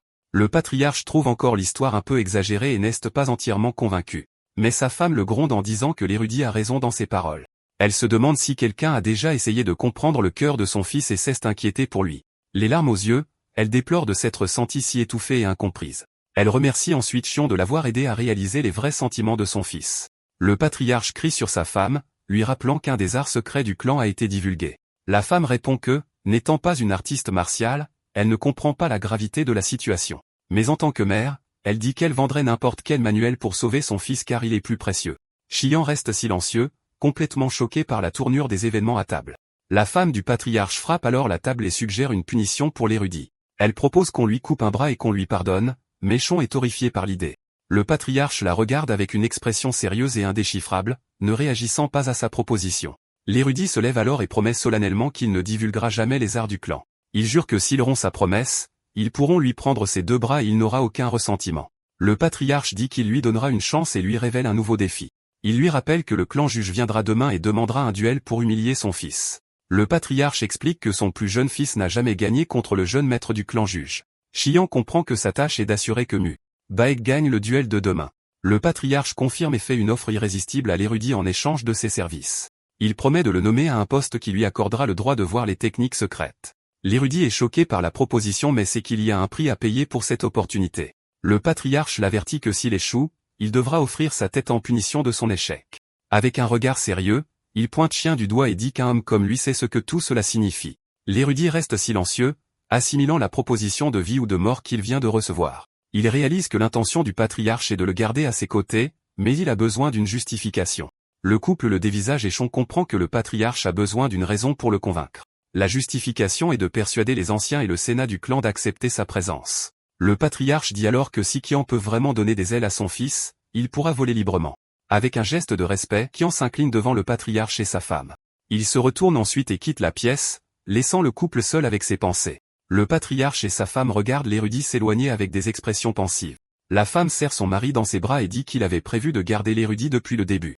Elle lui demande alors s'il avait l'intention d'employer Kian dès le tout début. Le patriarche serre sa femme en retour et lui demande si elle sait pourquoi l'érudit est venu au clan. Il explique que Kian est un homme qui a lutté contre les anciens de l'Alliance et a résisté à toutes les menaces. Le patriarche ajoute que c'est lui qui a transformé Panso de déchet en être humain. La femme est heureuse d'entendre que son mari a fait venir une personne aussi incroyable pour aider leur fils. Le patriarche dit qu'il est content qu'elle l'apprécie et la serre affectueusement dans ses bras. La scène se déplace ensuite au lendemain, la cour du clan est remplie de gens. Les invités du clan juge arrivent, menés par un homme à l'apparence noble et imposante. Tout le monde se salue et se prépare pour le rassemblement et le duel amical à venir. Le jeune maître du clan juge se demande pourquoi Baek ne s'est pas encore présenté pour le duel. Avec un sourire malicieux, Juge Do indique qu'il veut bientôt jouer avec lui, montrant son arrogance. Pendant ce temps, Baek s'entraîne intensément avec son épée sous la supervision de Chien. L'érudit l'encourage à penser à la signification des mouvements et pas seulement à les exécuter. Le jeune maître crie d'effort et obéit à son professeur avec une nouvelle détermination. Soudain, la porte de la cour s'ouvre et l'un des invités arrive avec un air de défi. Shin et Baek continuent leur entraînement sans s'arrêter. Juju Doin arrive et se demande pourquoi le portail du clan Nangung est si bas et peu impressionnant.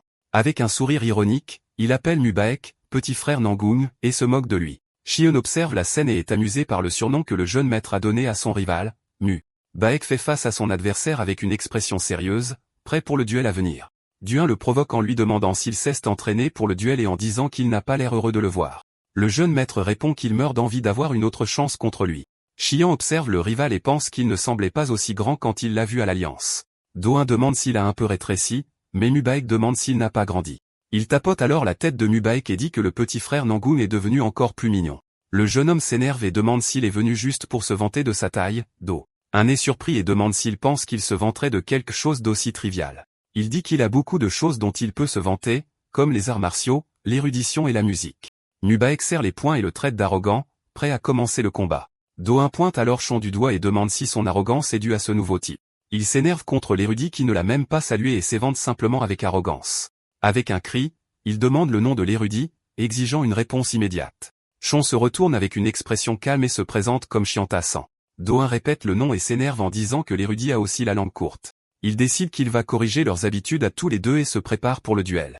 Soudain, il reconnaît le nom Chiantassan et est choqué par la révélation.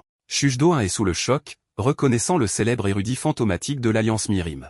Il se demande alors pourquoi diable le célèbre érudit serait ici, au clan Namon.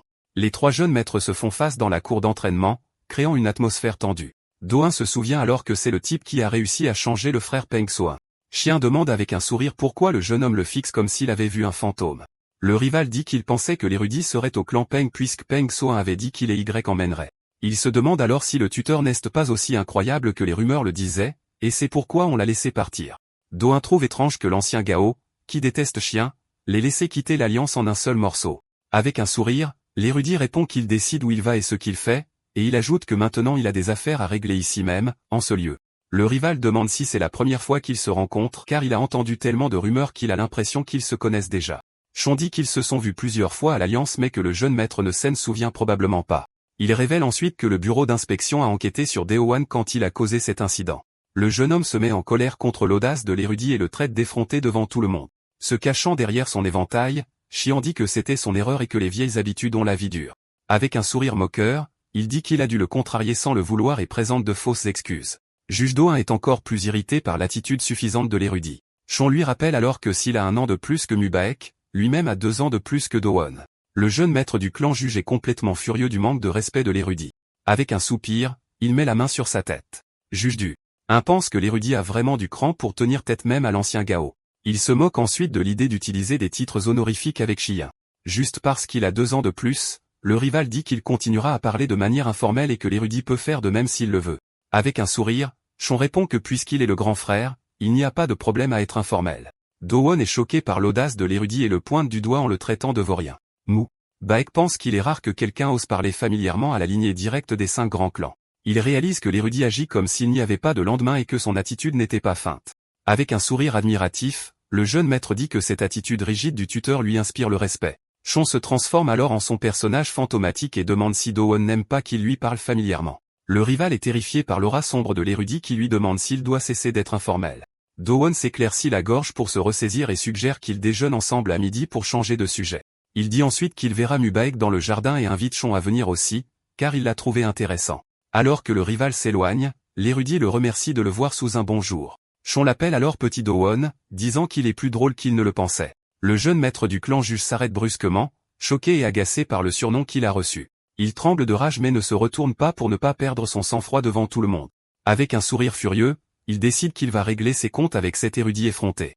Mubaek regarde son rival s'éloigner tandis que Chon reste calme à ses côtés. Le jeune maître reste sans voix un instant, essayant de comprendre ce qui vient de se passer. Soudain, il se précipite vers Chon, choqué par sa vitesse de déviation.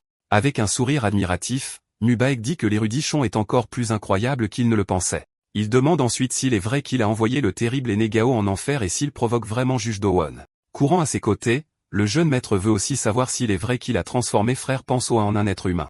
Avec un sourire narquois, Chon commente que les formules de politesse semblent maintenant collées à la langue de son élève. Le jeune homme dit qu'après avoir vu l'interprétation du manuel et la façon dont il a géré Do-1, il n'a pu que le reconnaître, et l'érudit convient que c'est un bon changement.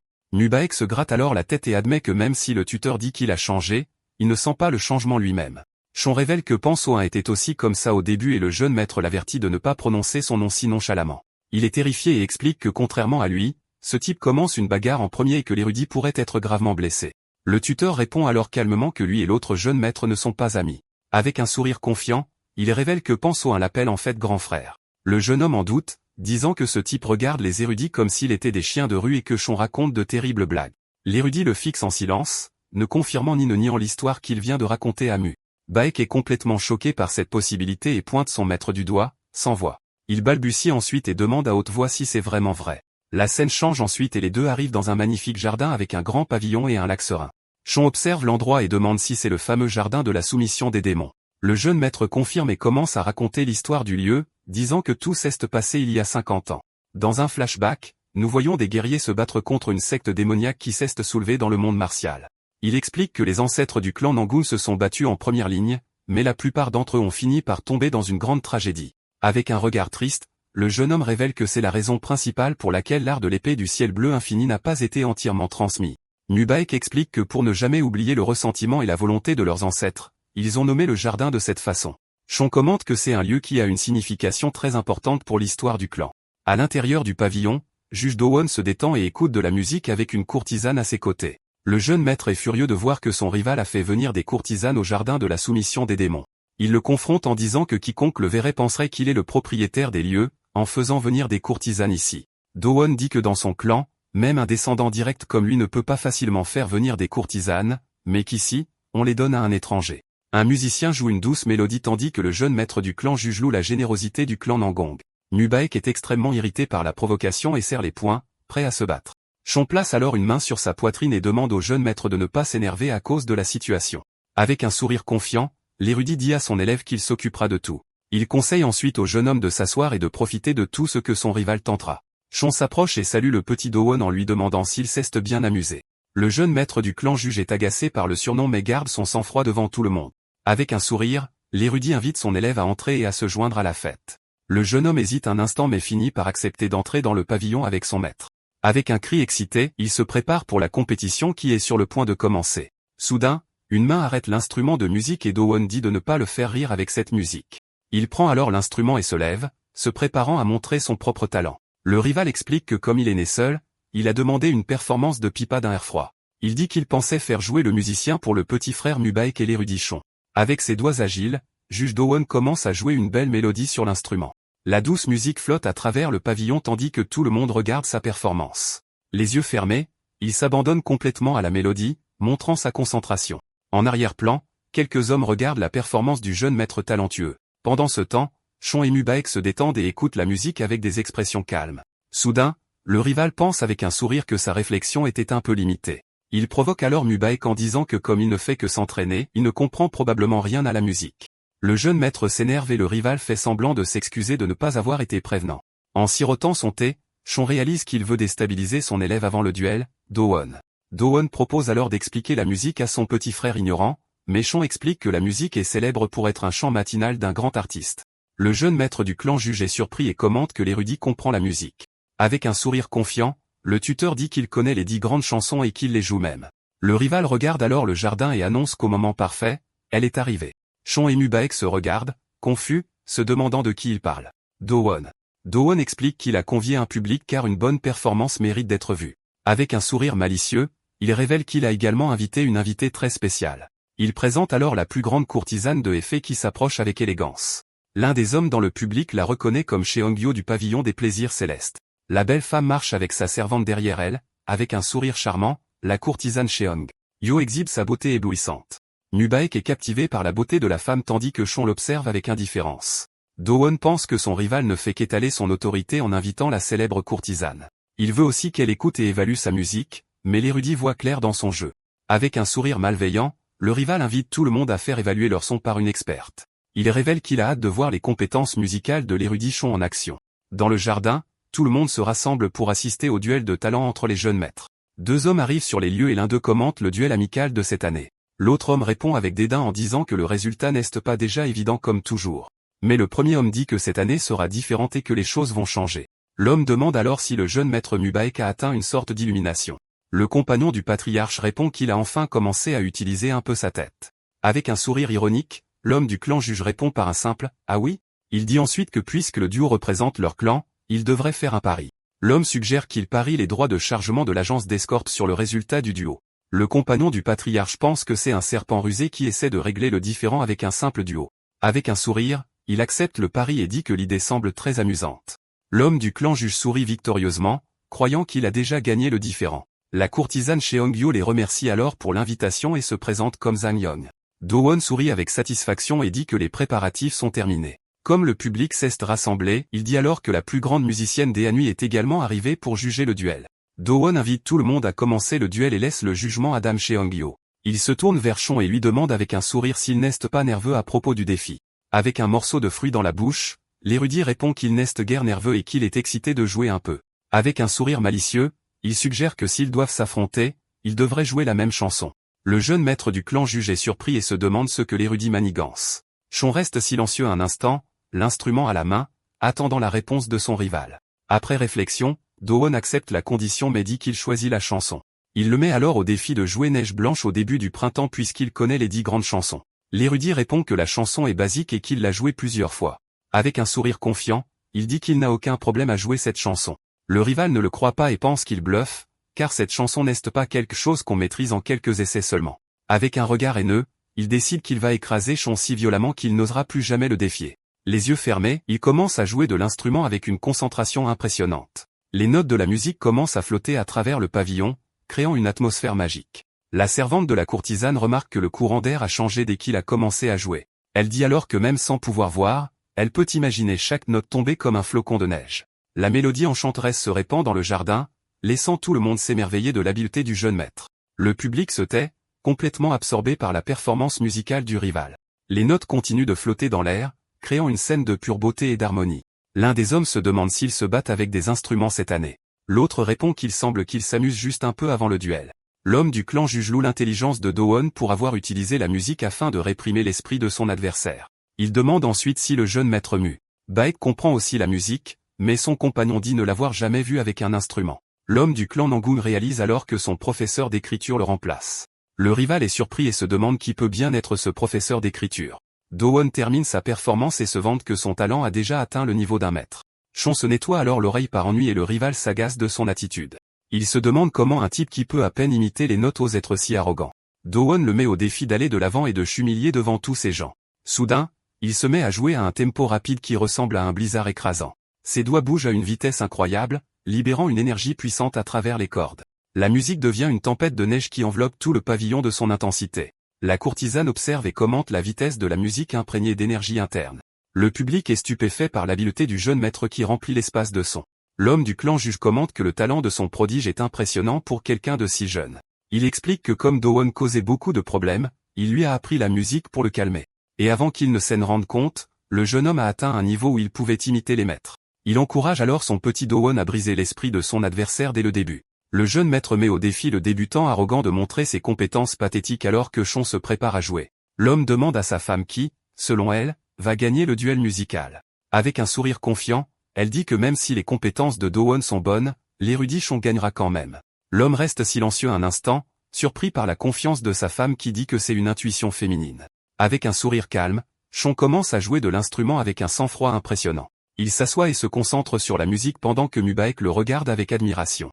Les yeux fermés, l'érudit s'abandonne à la mélodie qui commence à s'écouler de ses doigts. Soudain, Do-won est surpris d'entendre la performance de son adversaire. La servante de la courtisane remarque que bien qu'il joue la même chanson, l'interprétation de Chon est complètement différente. Elle explique que tandis que Do-won a mis l'axe sur la neige blanche, l'érudit semble interpréter le printemps. Mu Baek est choqué par le talent de son professeur et murmure son nom. Le rival admet que la performance n'est pas mauvaise mais dit que l'érudit n'est pas de taille face à lui. Une aura dorée entoure Chon alors qu'il continue de jouer avec une maîtrise impressionnante, les yeux brillants de rage. Do-won dit qu'il va tout ensevelir avec sa musique rapide. Il déchaîne une vague d'énergie bleue de son instrument pour dominer la performance de Chon. L'érudit sourit et pense que les scélérats sont très amusants quand on les provoque et décide d'utiliser la vague d'énergie. Il rassemble alors de l'énergie spirituelle au bout de ses doigts, se préparant à une contre-attaque. D'un mouvement rapide, il déchaîne une vague d'énergie dorée de son instrument. La courtisane regarde, choquée, et dit que la neige disparaît devant la musique de Chon. Des papillons dorés commencent à apparaître et à voler autour du public qui est stupéfait. L'érudit se détend et commente que, comme prévu, la mélodie crée cette atmosphère et qu'il joue bien. Le public applaudit et loue l'incroyable performance des deux musiciens. Chon pense que s'il utilise bien cette énergie, il peut l'utiliser dans de nombreux endroits, même dans la cuisine. Do-won est furieux du résultat et exige une évaluation immédiate de la courtisane. L'instrument à la main, il se lève et demande à Dame Cheongyo de donner son verdict.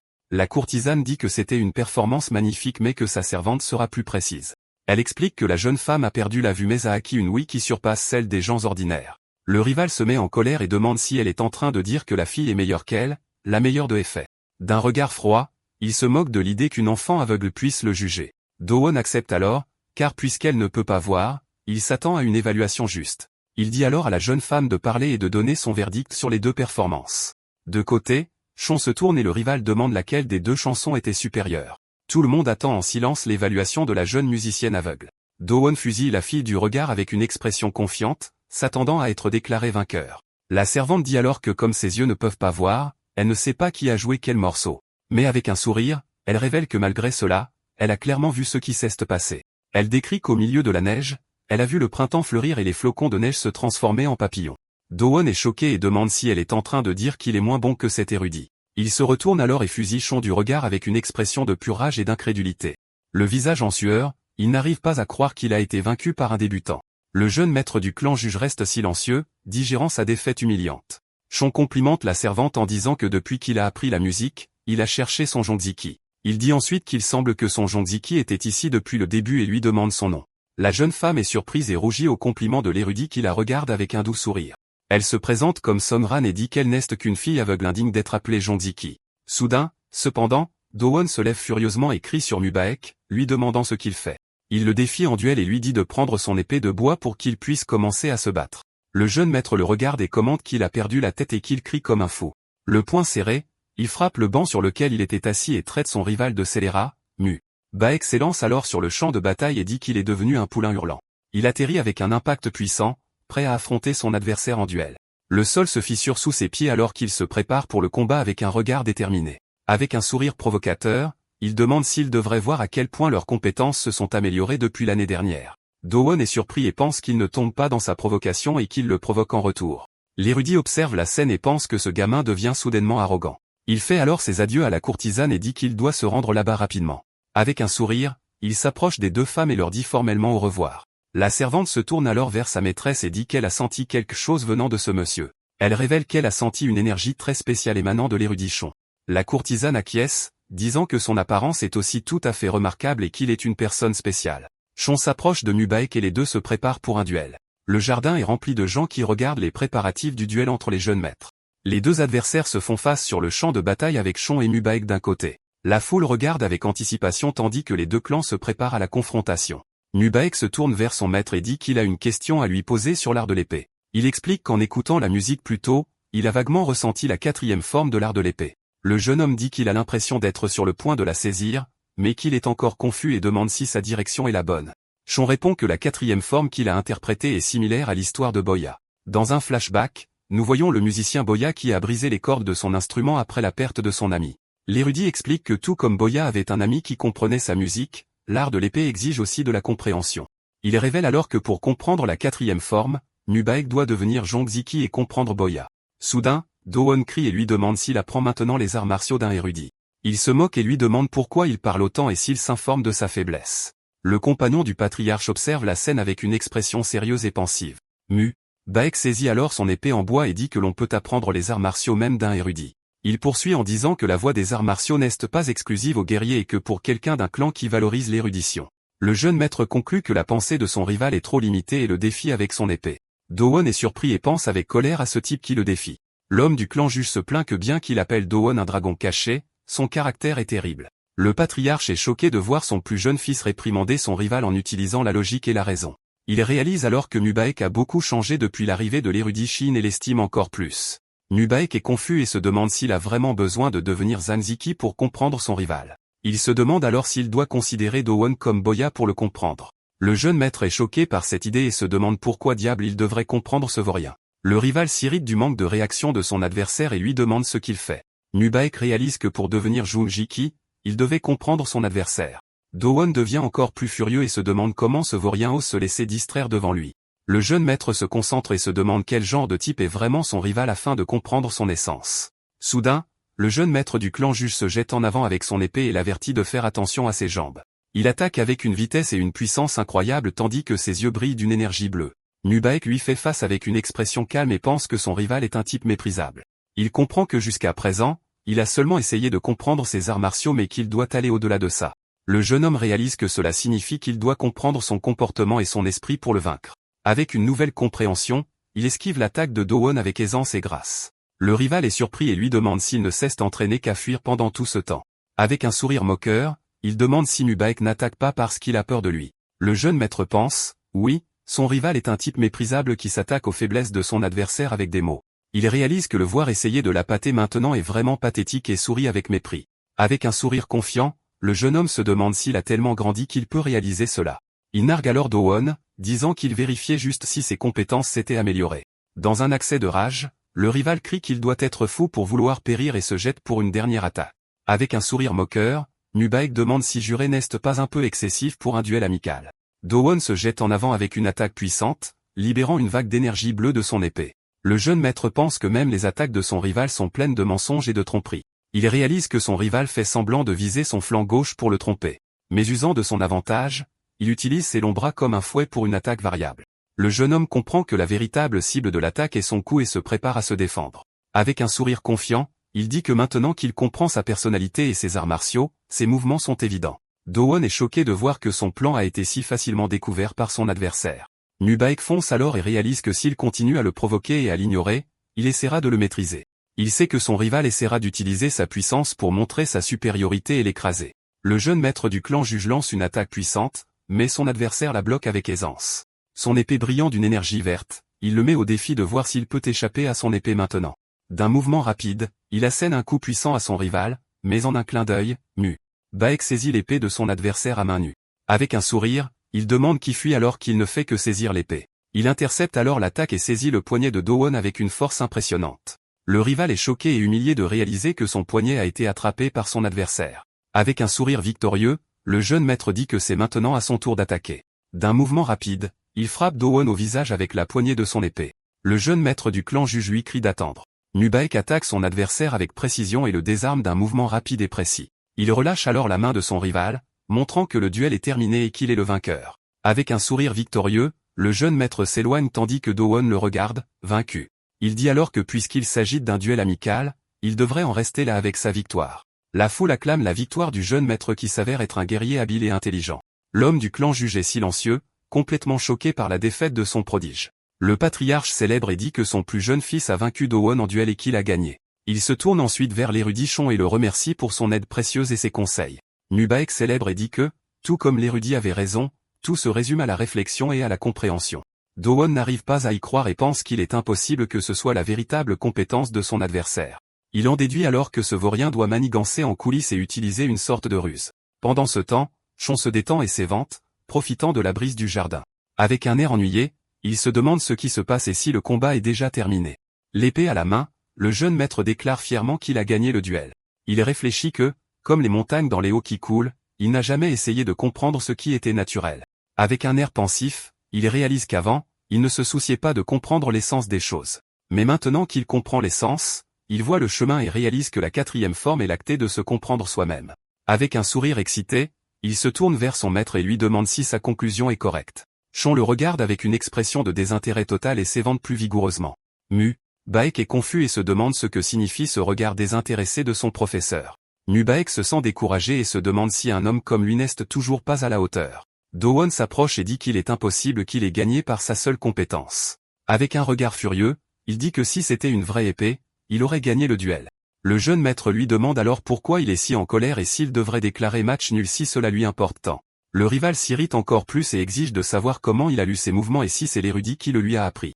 De loin, Shon observe la scène et se demande pourquoi ils ont tant de choses à se dire alors que le duel est déjà terminé. Il s'agace de ce retard et se demande pourquoi il ne termine pas simplement la discussion. Mu-baek offre alors à son adversaire une autre chance demain s'il n'accepte vraiment pas le résultat. Do-won est surpris par l'offre et se demande s'il doit accepter à nouveau le défi. L'épée à la main, il accepte et dit qu'il vérifiera demain s'il sait vraiment comment contrer les arts de son clan. Furieux, il crie qu'il découvrira s'il connaît vraiment les secrets de leur technique. De loin, Shon commente avec un sourire moqueur que son rival est comme un enfant qui, avec un marteau, voit tout comme un clou. Il dit que le jeune maître juge ressemble exactement à ça en ce moment. Le rival, irrité par la raillerie, se jette sur Shon, prêt à l'attaquer. Il crie qu'il a laissé cet érudit tranquille et que maintenant il le provoque sans arrêt. Do-won attaque alors Shon avec son épée en bois, mais Mu-baek intervient pour protéger son maître. Le jeune maître pense que ce vaurien passe sa colère sur l'érudit Shon. Il se précipite alors vers son rival et dit qu'il ne peut pas laisser faire ça. Avec un impact puissant, il se place devant l'attaque et dit que son maître a encore de nombreux manuels à interpréter. Il déchaîne alors la quatrième forme de l'art de l'épée du ciel bleu infini et se prépare à une contre-attaque. D'un mouvement rapide, Mu-baek esquive l'attaque de son adversaire avec une vitesse impressionnante. Do-won est choqué et se demande s'il est impossible qu'il soit plus rapide que lui. Le patriarche observe la scène et se demande si c'est la technique de l'éclair bleu fendant la mer. Avec un sourire satisfait, Shon pense que son élève est vraiment né avec un talent martial. Avec un cri de guerre, le jeune maître charge pour l'attaque, son épée à la main. Il assène un coup puissant qui projette Do-won au sol, vaincu et sans réaction. Le rival se met en colère et le traite de débutant scélérat, n'arrivant pas à croire qu'il a été battu à nouveau. L'épée à la main, il se prépare à une dernière attaque désespérée contre son adversaire. Do-won lui crie d'avaler ça et lance son épée vers Shon pour se venger. L'épée vole à grande vitesse vers l'érudit qui est assis calmement. Mu-baek crie et l'avertit de faire attention à cette attaque soudaine et inattendue. Shin la regarde simplement avec une expression calme, ne montrant aucune peur de la situation. Il est révélé que ceux qui naissent avec le corps martial céleste peuvent voir des choses incroyables. S'ils le souhaitent, ils peuvent même percevoir les gouttes de pluie qui tombent. L'érudit utilise alors sa capacité pour créer une barrière d'énergie bleue autour de lui. Il peut visualiser chaque détail du mouvement de l'épée alors qu'elle vole vers lui. D'un mouvement rapide, il esquive l'épée qui le frôle. Avec un sourire, il dit que c'était juste et libère une vague d'énergie bleue de ses mains. L'homme du clan juge observe la scène et se demande comment l'épée est arrivée là. Il sort alors son épée de son fourreau. Le patriarche parvient à peine à esquiver l'épée mais est choqué par la puissance de l'attaque. Les deux épées en bois sont maintenant plantées dans le sol après l'intense confrontation. L'homme du clan juge se relève et dit qu'il va bien tandis que le patriarche le regarde avec inquiétude. Le chef du clan Nangoon remarque que l'épée avait une rotation qui la rendait plus puissante. Il comprend que la rotation a été ajoutée à l'épée alors qu'elle était en mouvement. Le patriarche réalise que comme la rotation était cachée par la manche de Shon, on aurait dit qu'il avait simplement esquivé. Mais en réalité, l'épée est ressortie amplifiée avec une force bien plus grande qu'à son entrée.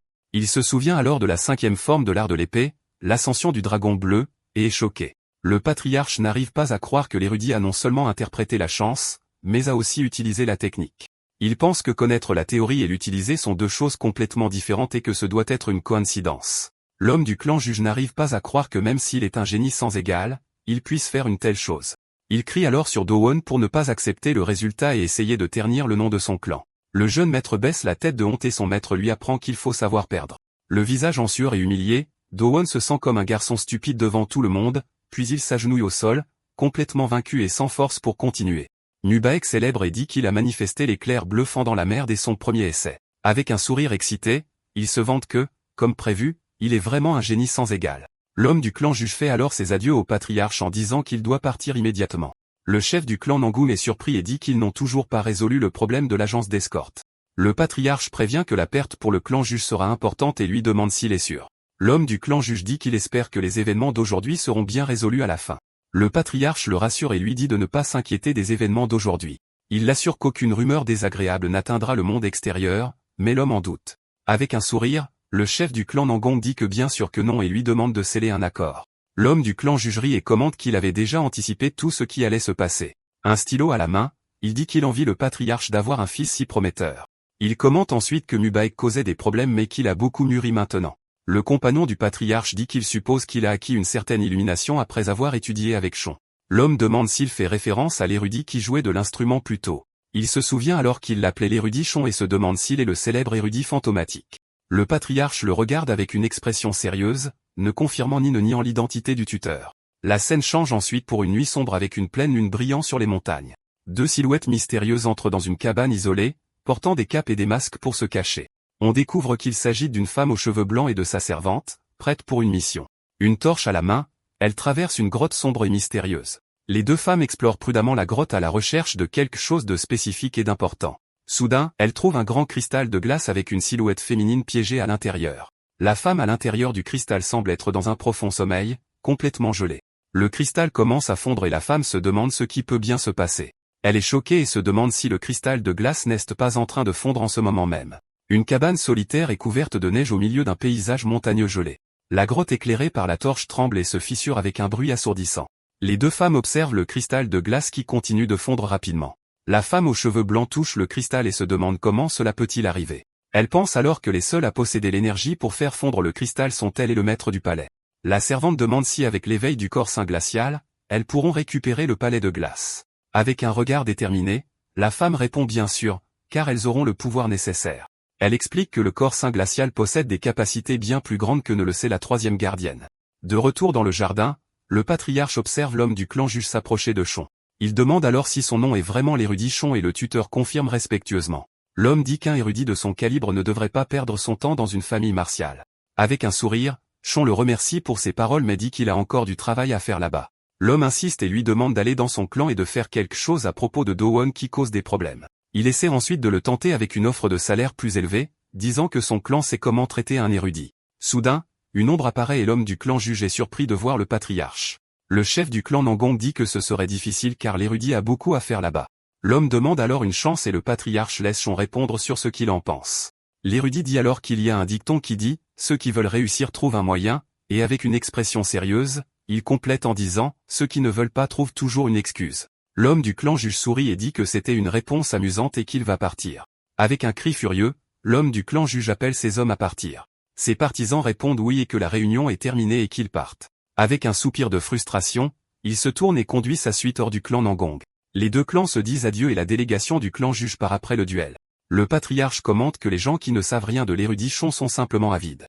Il remercie ensuite le tuteur et dit que c'est grâce à lui que son plus jeune fils agit maintenant comme un être humain.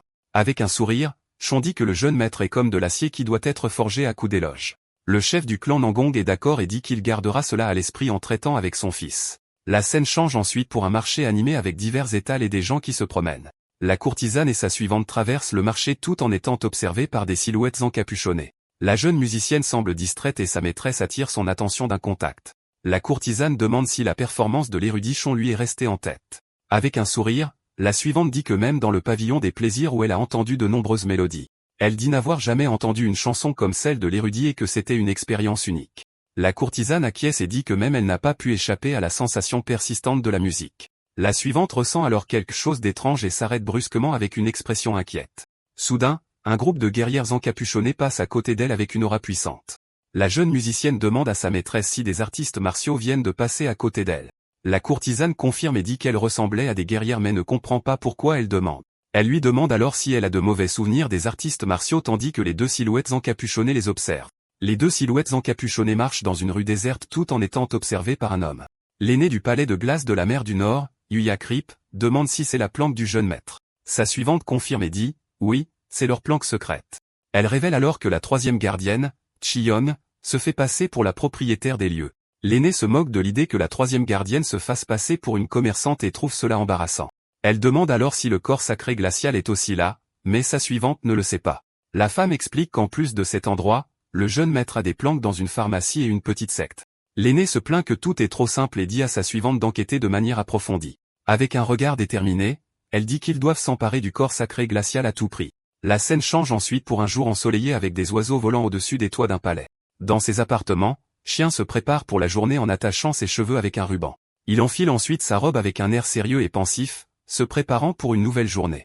Avec une expression calme, il finit de s'habiller, prêt à affronter les défis à venir. Soudain, la servante apparaît et dit qu'il avait raison et que le maître était là. Le jeune maître demande alors si les rumeurs sont vraies, selon lesquelles il ne serait pas un artiste martial. Il se demande comment un érudit peut avoir un corps aussi athlétique et posséder des compétences martiales. Nubaek se souvient alors des rumeurs selon lesquelles il serait une arme secrète créée par l'Alliance Murom. Chon est confus et se demande de quoi il parle avec ces rumeurs. Il répond alors qu'il est né avec une bonne constitution et qu'il n'y a pas de secret. La servante et le jeune maître trouvent la réponse encore plus suspecte et le regardent avec méfiance. Chien sourit et pense qu'en voyant la servante parler avec le jeune maître, il semble qu'elle soit devenue à l'aise avec lui. La servante rit tandis que Mubaek la regarde avec une expression sérieuse et confuse. L'érudit dit alors qu'il a entendu une rumeur hier à propos de quelque chose d'intéressant qui s'est produit. Il révèle qu'il a entendu dire que le dragon divin du clan Nangung a vaincu le dragon caché du clan juge. Le jeune maître est embarrassé et demande si son maître en a aussi entendu parler.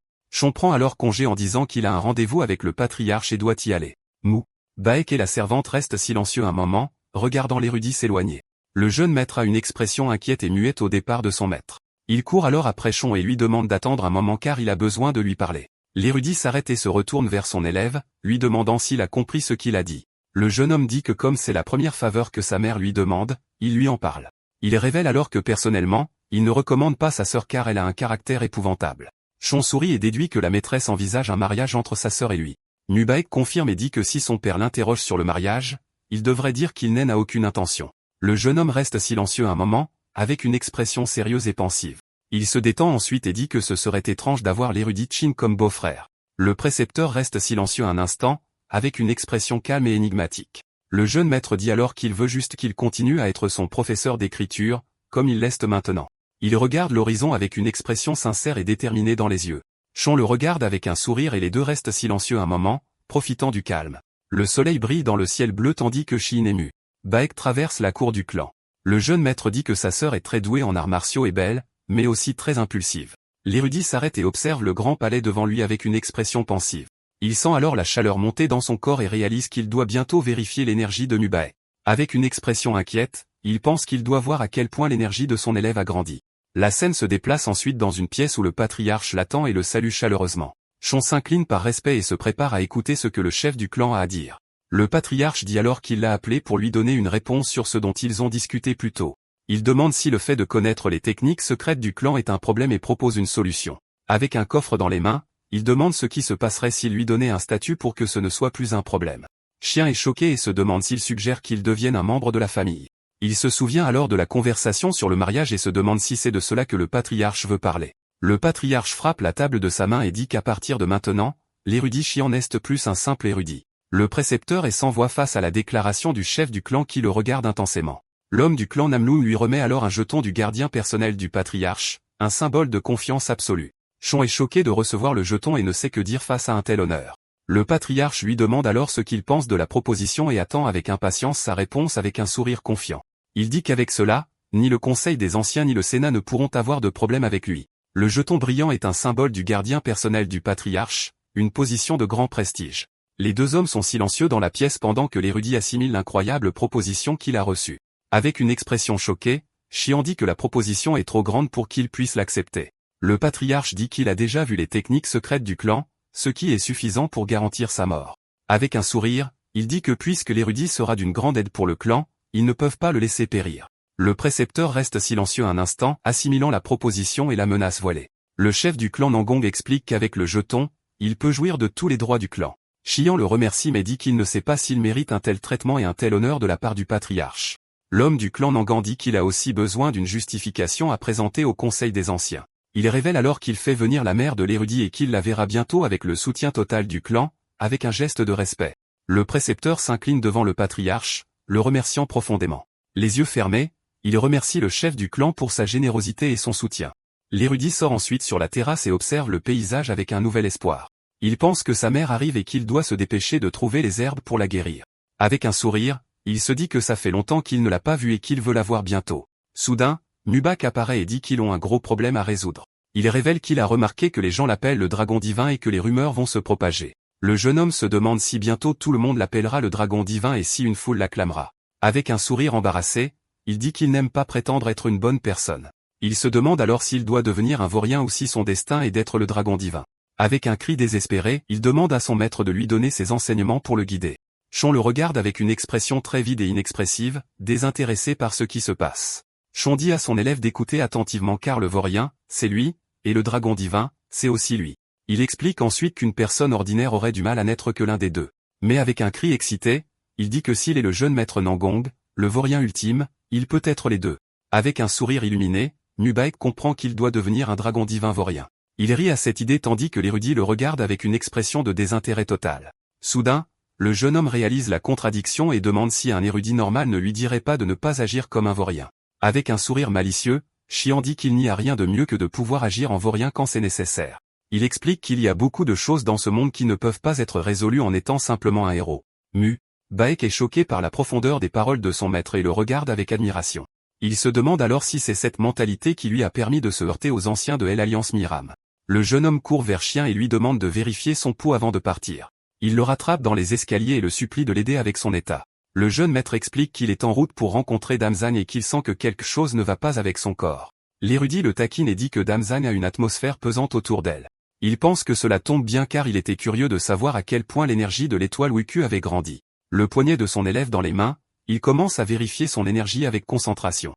Une aura verte et brillante émane du jeune maître pendant que Chien analyse son état. Le précepteur réalise que l'énergie des 7 étoiles est devenue assez dense dans son corps. Avec un regard déterminé, il pense qu'il lui en faut juste un peu plus pour pouvoir l'absorber. Il révèle alors qu'absorber l'énergie des 7 étoiles ne signifie pas seulement prolonger sa vie. Il révèle que l'énergie des 7 étoiles se combine avec le corps martial céleste et se manifeste par de nouvelles capacités. Avec un sourire malicieux, il pense que si l'énergie de Mubak vient à lui, elle deviendra une nouvelle compétence. Le jeune maître demande alors où il est malade et s'il doit ralentir son rythme cardiaque. La scène change ensuite pour une nuit sombre avec une pleine lune brillant sur les montagnes et une cabane isolée. Soudain, la porte de la cabane s'ouvre violemment et un groupe de silhouettes encapuchonnées envahit les lieux. La femme aux cheveux blancs crie pour appeler les gardes et demande qui a fait ça à ces hommes. Un de ses partisans demande si le corps sacré glacial est en sécurité après l'attaque. Avec une expression de colère, la femme mène son groupe à la grotte pour vérifier la situation. Elle est choquée de voir le cristal de glace complètement brisé et vide. Les yeux écarquillés, elle crie que le corps sacré glacial a disparu et se demande comment c'est arrivé. La femme ne croit pas ses yeux et se demande comment le cristal a pu être brisé. Elle se tourne alors vers sa suivante et lui demande si elle a déjà entendu parler du corps sacré glacial s'éveillant de lui-même. La troisième gardienne répond que nulle part dans les archives du palais il n'est fait mention d'une telle chose. Avec une expression furieuse, La femme ordonne à ses hommes de fouiller les environs minutieusement. Soudain, elle se retourne et réalise que quelqu'un est là, observant la scène à distance. Sa suivante tire son épée et crie, demandant qui est là, prête au combat. Une silhouette mystérieuse avec une torche à la main apparaît en haut de la grotte, illuminant l'endroit. Elle dit alors, c'est donc ici que le jeune maître cachait le corps sacré glacial. La femme aux cheveux blancs est surprise de reconnaître l'aînée et lui demande ce qu'elle fait là. Elle l'accuse alors d'être venue lui ôter la vie, tout comme elle l'a fait au maître du palais. L'aînée lui dit que c'était un choix inévitable et que le jeune maître le sait très bien. Elle explique que le palais de glace a toujours été géré conjointement par le maître et les anciens. Mais le maître du palais a fait l'erreur d'essayer d'éliminer la faction des anciens et ils n'ont fait que riposter. La femme aux cheveux blancs l'accuse d'avoir fait appel à la secte du sang et demande si le palais s'est amélioré grâce à cela. Les deux groupes se font face dans la grotte, la tension montant à chaque seconde. L'aînée exige alors qu'elle lui remette le corps sacré glacial sans hésitation. Elle dit que le corps sacré glacial appartient au palais de glace et non à elle personnellement. La jeune maîtresse la regarde avec colère et lui demande si elle compte aussi l'offrir à la secte du sang. L'aînée et ses partisans se préparent au combat, prêts à prendre ce qu'ils veulent par la force. Elle dit alors que la secte du sang leur servira de tremplin pour entrer dans le Jingyu. L'aînée lui rappelle qu'il ne lui reste plus beaucoup de temps à vivre et lui demande si elle a trouvé quelqu'un pour le prolonger. Elle se demande alors combien de temps ils doivent encore vivre accablés par un destin si cruel. La femme aux cheveux blancs et sa suivante observent l'aîné avec des expressions sérieuses. L'aîné déclare qu'ils doivent aller au Janju et surmonter leur destin, faisant du palais un pilier du Murom. Mais la jeune maîtresse crie non et que le palais n'a de valeur que s'il reste dans la mer du Nord. Avec un regard furieux, elle refuse de suivre les plans de l'aîné pour l'avenir du palais. L'aîné l'accuse d'avoir une façon de penser encore plus archaïque que le précédent maître du palais. Elle dit alors que pour le bien de leurs disciples, même s'ils doivent lui ôter la vie, ils entreront dans le Murom. Avec un cri furieux, elle exige que la jeune maîtresse lui remette immédiatement le corps sacré glacial. L'aîné déchaîne une explosion d'énergie bleue, se préparant à une attaque dévastatrice. La vague d'énergie bleue se propage dans la grotte avec une puissance écrasante. La femme aux cheveux blancs et ses partisans sont pris dans l'explosion d'énergie. Leurs reflets sont visibles dans les fragments de glace qui volent dans les airs après l'attaque. L'aînée est surprise et se demande ce que sont ces fragments de cristal de glace. La jeune maîtresse l'accuse d'avoir fait fondre le corps sacré glacial avec son attaque. Elle la foudroie du regard avec une expression de rage pure et d'incrédulité face à la situation. La femme aux cheveux blancs révèle alors que le corps sacré glacial s'est éveillé de lui-même et a disparu. L'aînée est choquée et dit que c'est absurde et que ça ne peut pas être vrai. Elle court vers le cristal brisé et n'arrive pas à croire que le corps sacré glacial ait pu s'éveiller de lui-même. L'aîné examine le cristal et se demande comment il a pu s'éveiller tout seul. Elle regarde alors les restes du cristal et se demande s'il a vraiment fondu de l'intérieur. La jeune maîtresse dit qu'il essayait juste de comprendre la situation quand l'aîné est arrivé. L'aîné se met en colère et demande pourquoi diable elle a amené le corps sacré glacial à cet endroit. La femme aux cheveux blancs l'accuse d'être la coupable et lui demande si elle a pensé au désastre s'il tombait entre les mains de la secte. L'aîné crie qu'elle n'aurait pas livré le corps sacré glacial à la secte et que c'est un malentendu. Elle dit alors que maintenant, ils doivent trouver le corps sacré glacial aussi vite que possible. L'aîné ordonne à ses hommes de chercher le corps sacré glacial autour de la forteresse de la montagne. Ses partisans répondent oui et se préparent à commencer la recherche immédiatement. La jeune maîtresse dit alors à sa suivante qu'ils doivent aussi mobiliser tout le personnel disponible. D'un regard, elle dit qu'ils ne peuvent pas être plus lents que l'aîné et qu'ils doivent le trouver en premier. Dans un restaurant, un bol de nouilles fumant attend d'être mangé. Xian est assis seul à une table, savourant son repas calmement et paisiblement. Il commente que le bouillon est devenu plus rafraîchissant et que la saveur salée s'est améliorée, rendant le plat délicieux. Le propriétaire du restaurant apparaît et remercie l'érudit en disant que le nombre de clients a doublé. Le précepteur sourit et dit qu'il le flatte, mais se demande où sont ses nouilles.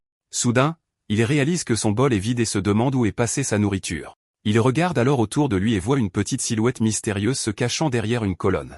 La silhouette se révèle être une jeune fille aux cheveux blancs mangeant voracement son bol de nouilles. Chon s'éclaircit la gorge, les bras croisés, et se demande qui peut bien être cette gamine effrontée. Baek apparaît et se demande où est passée la fille après avoir volé la nourriture de son maître.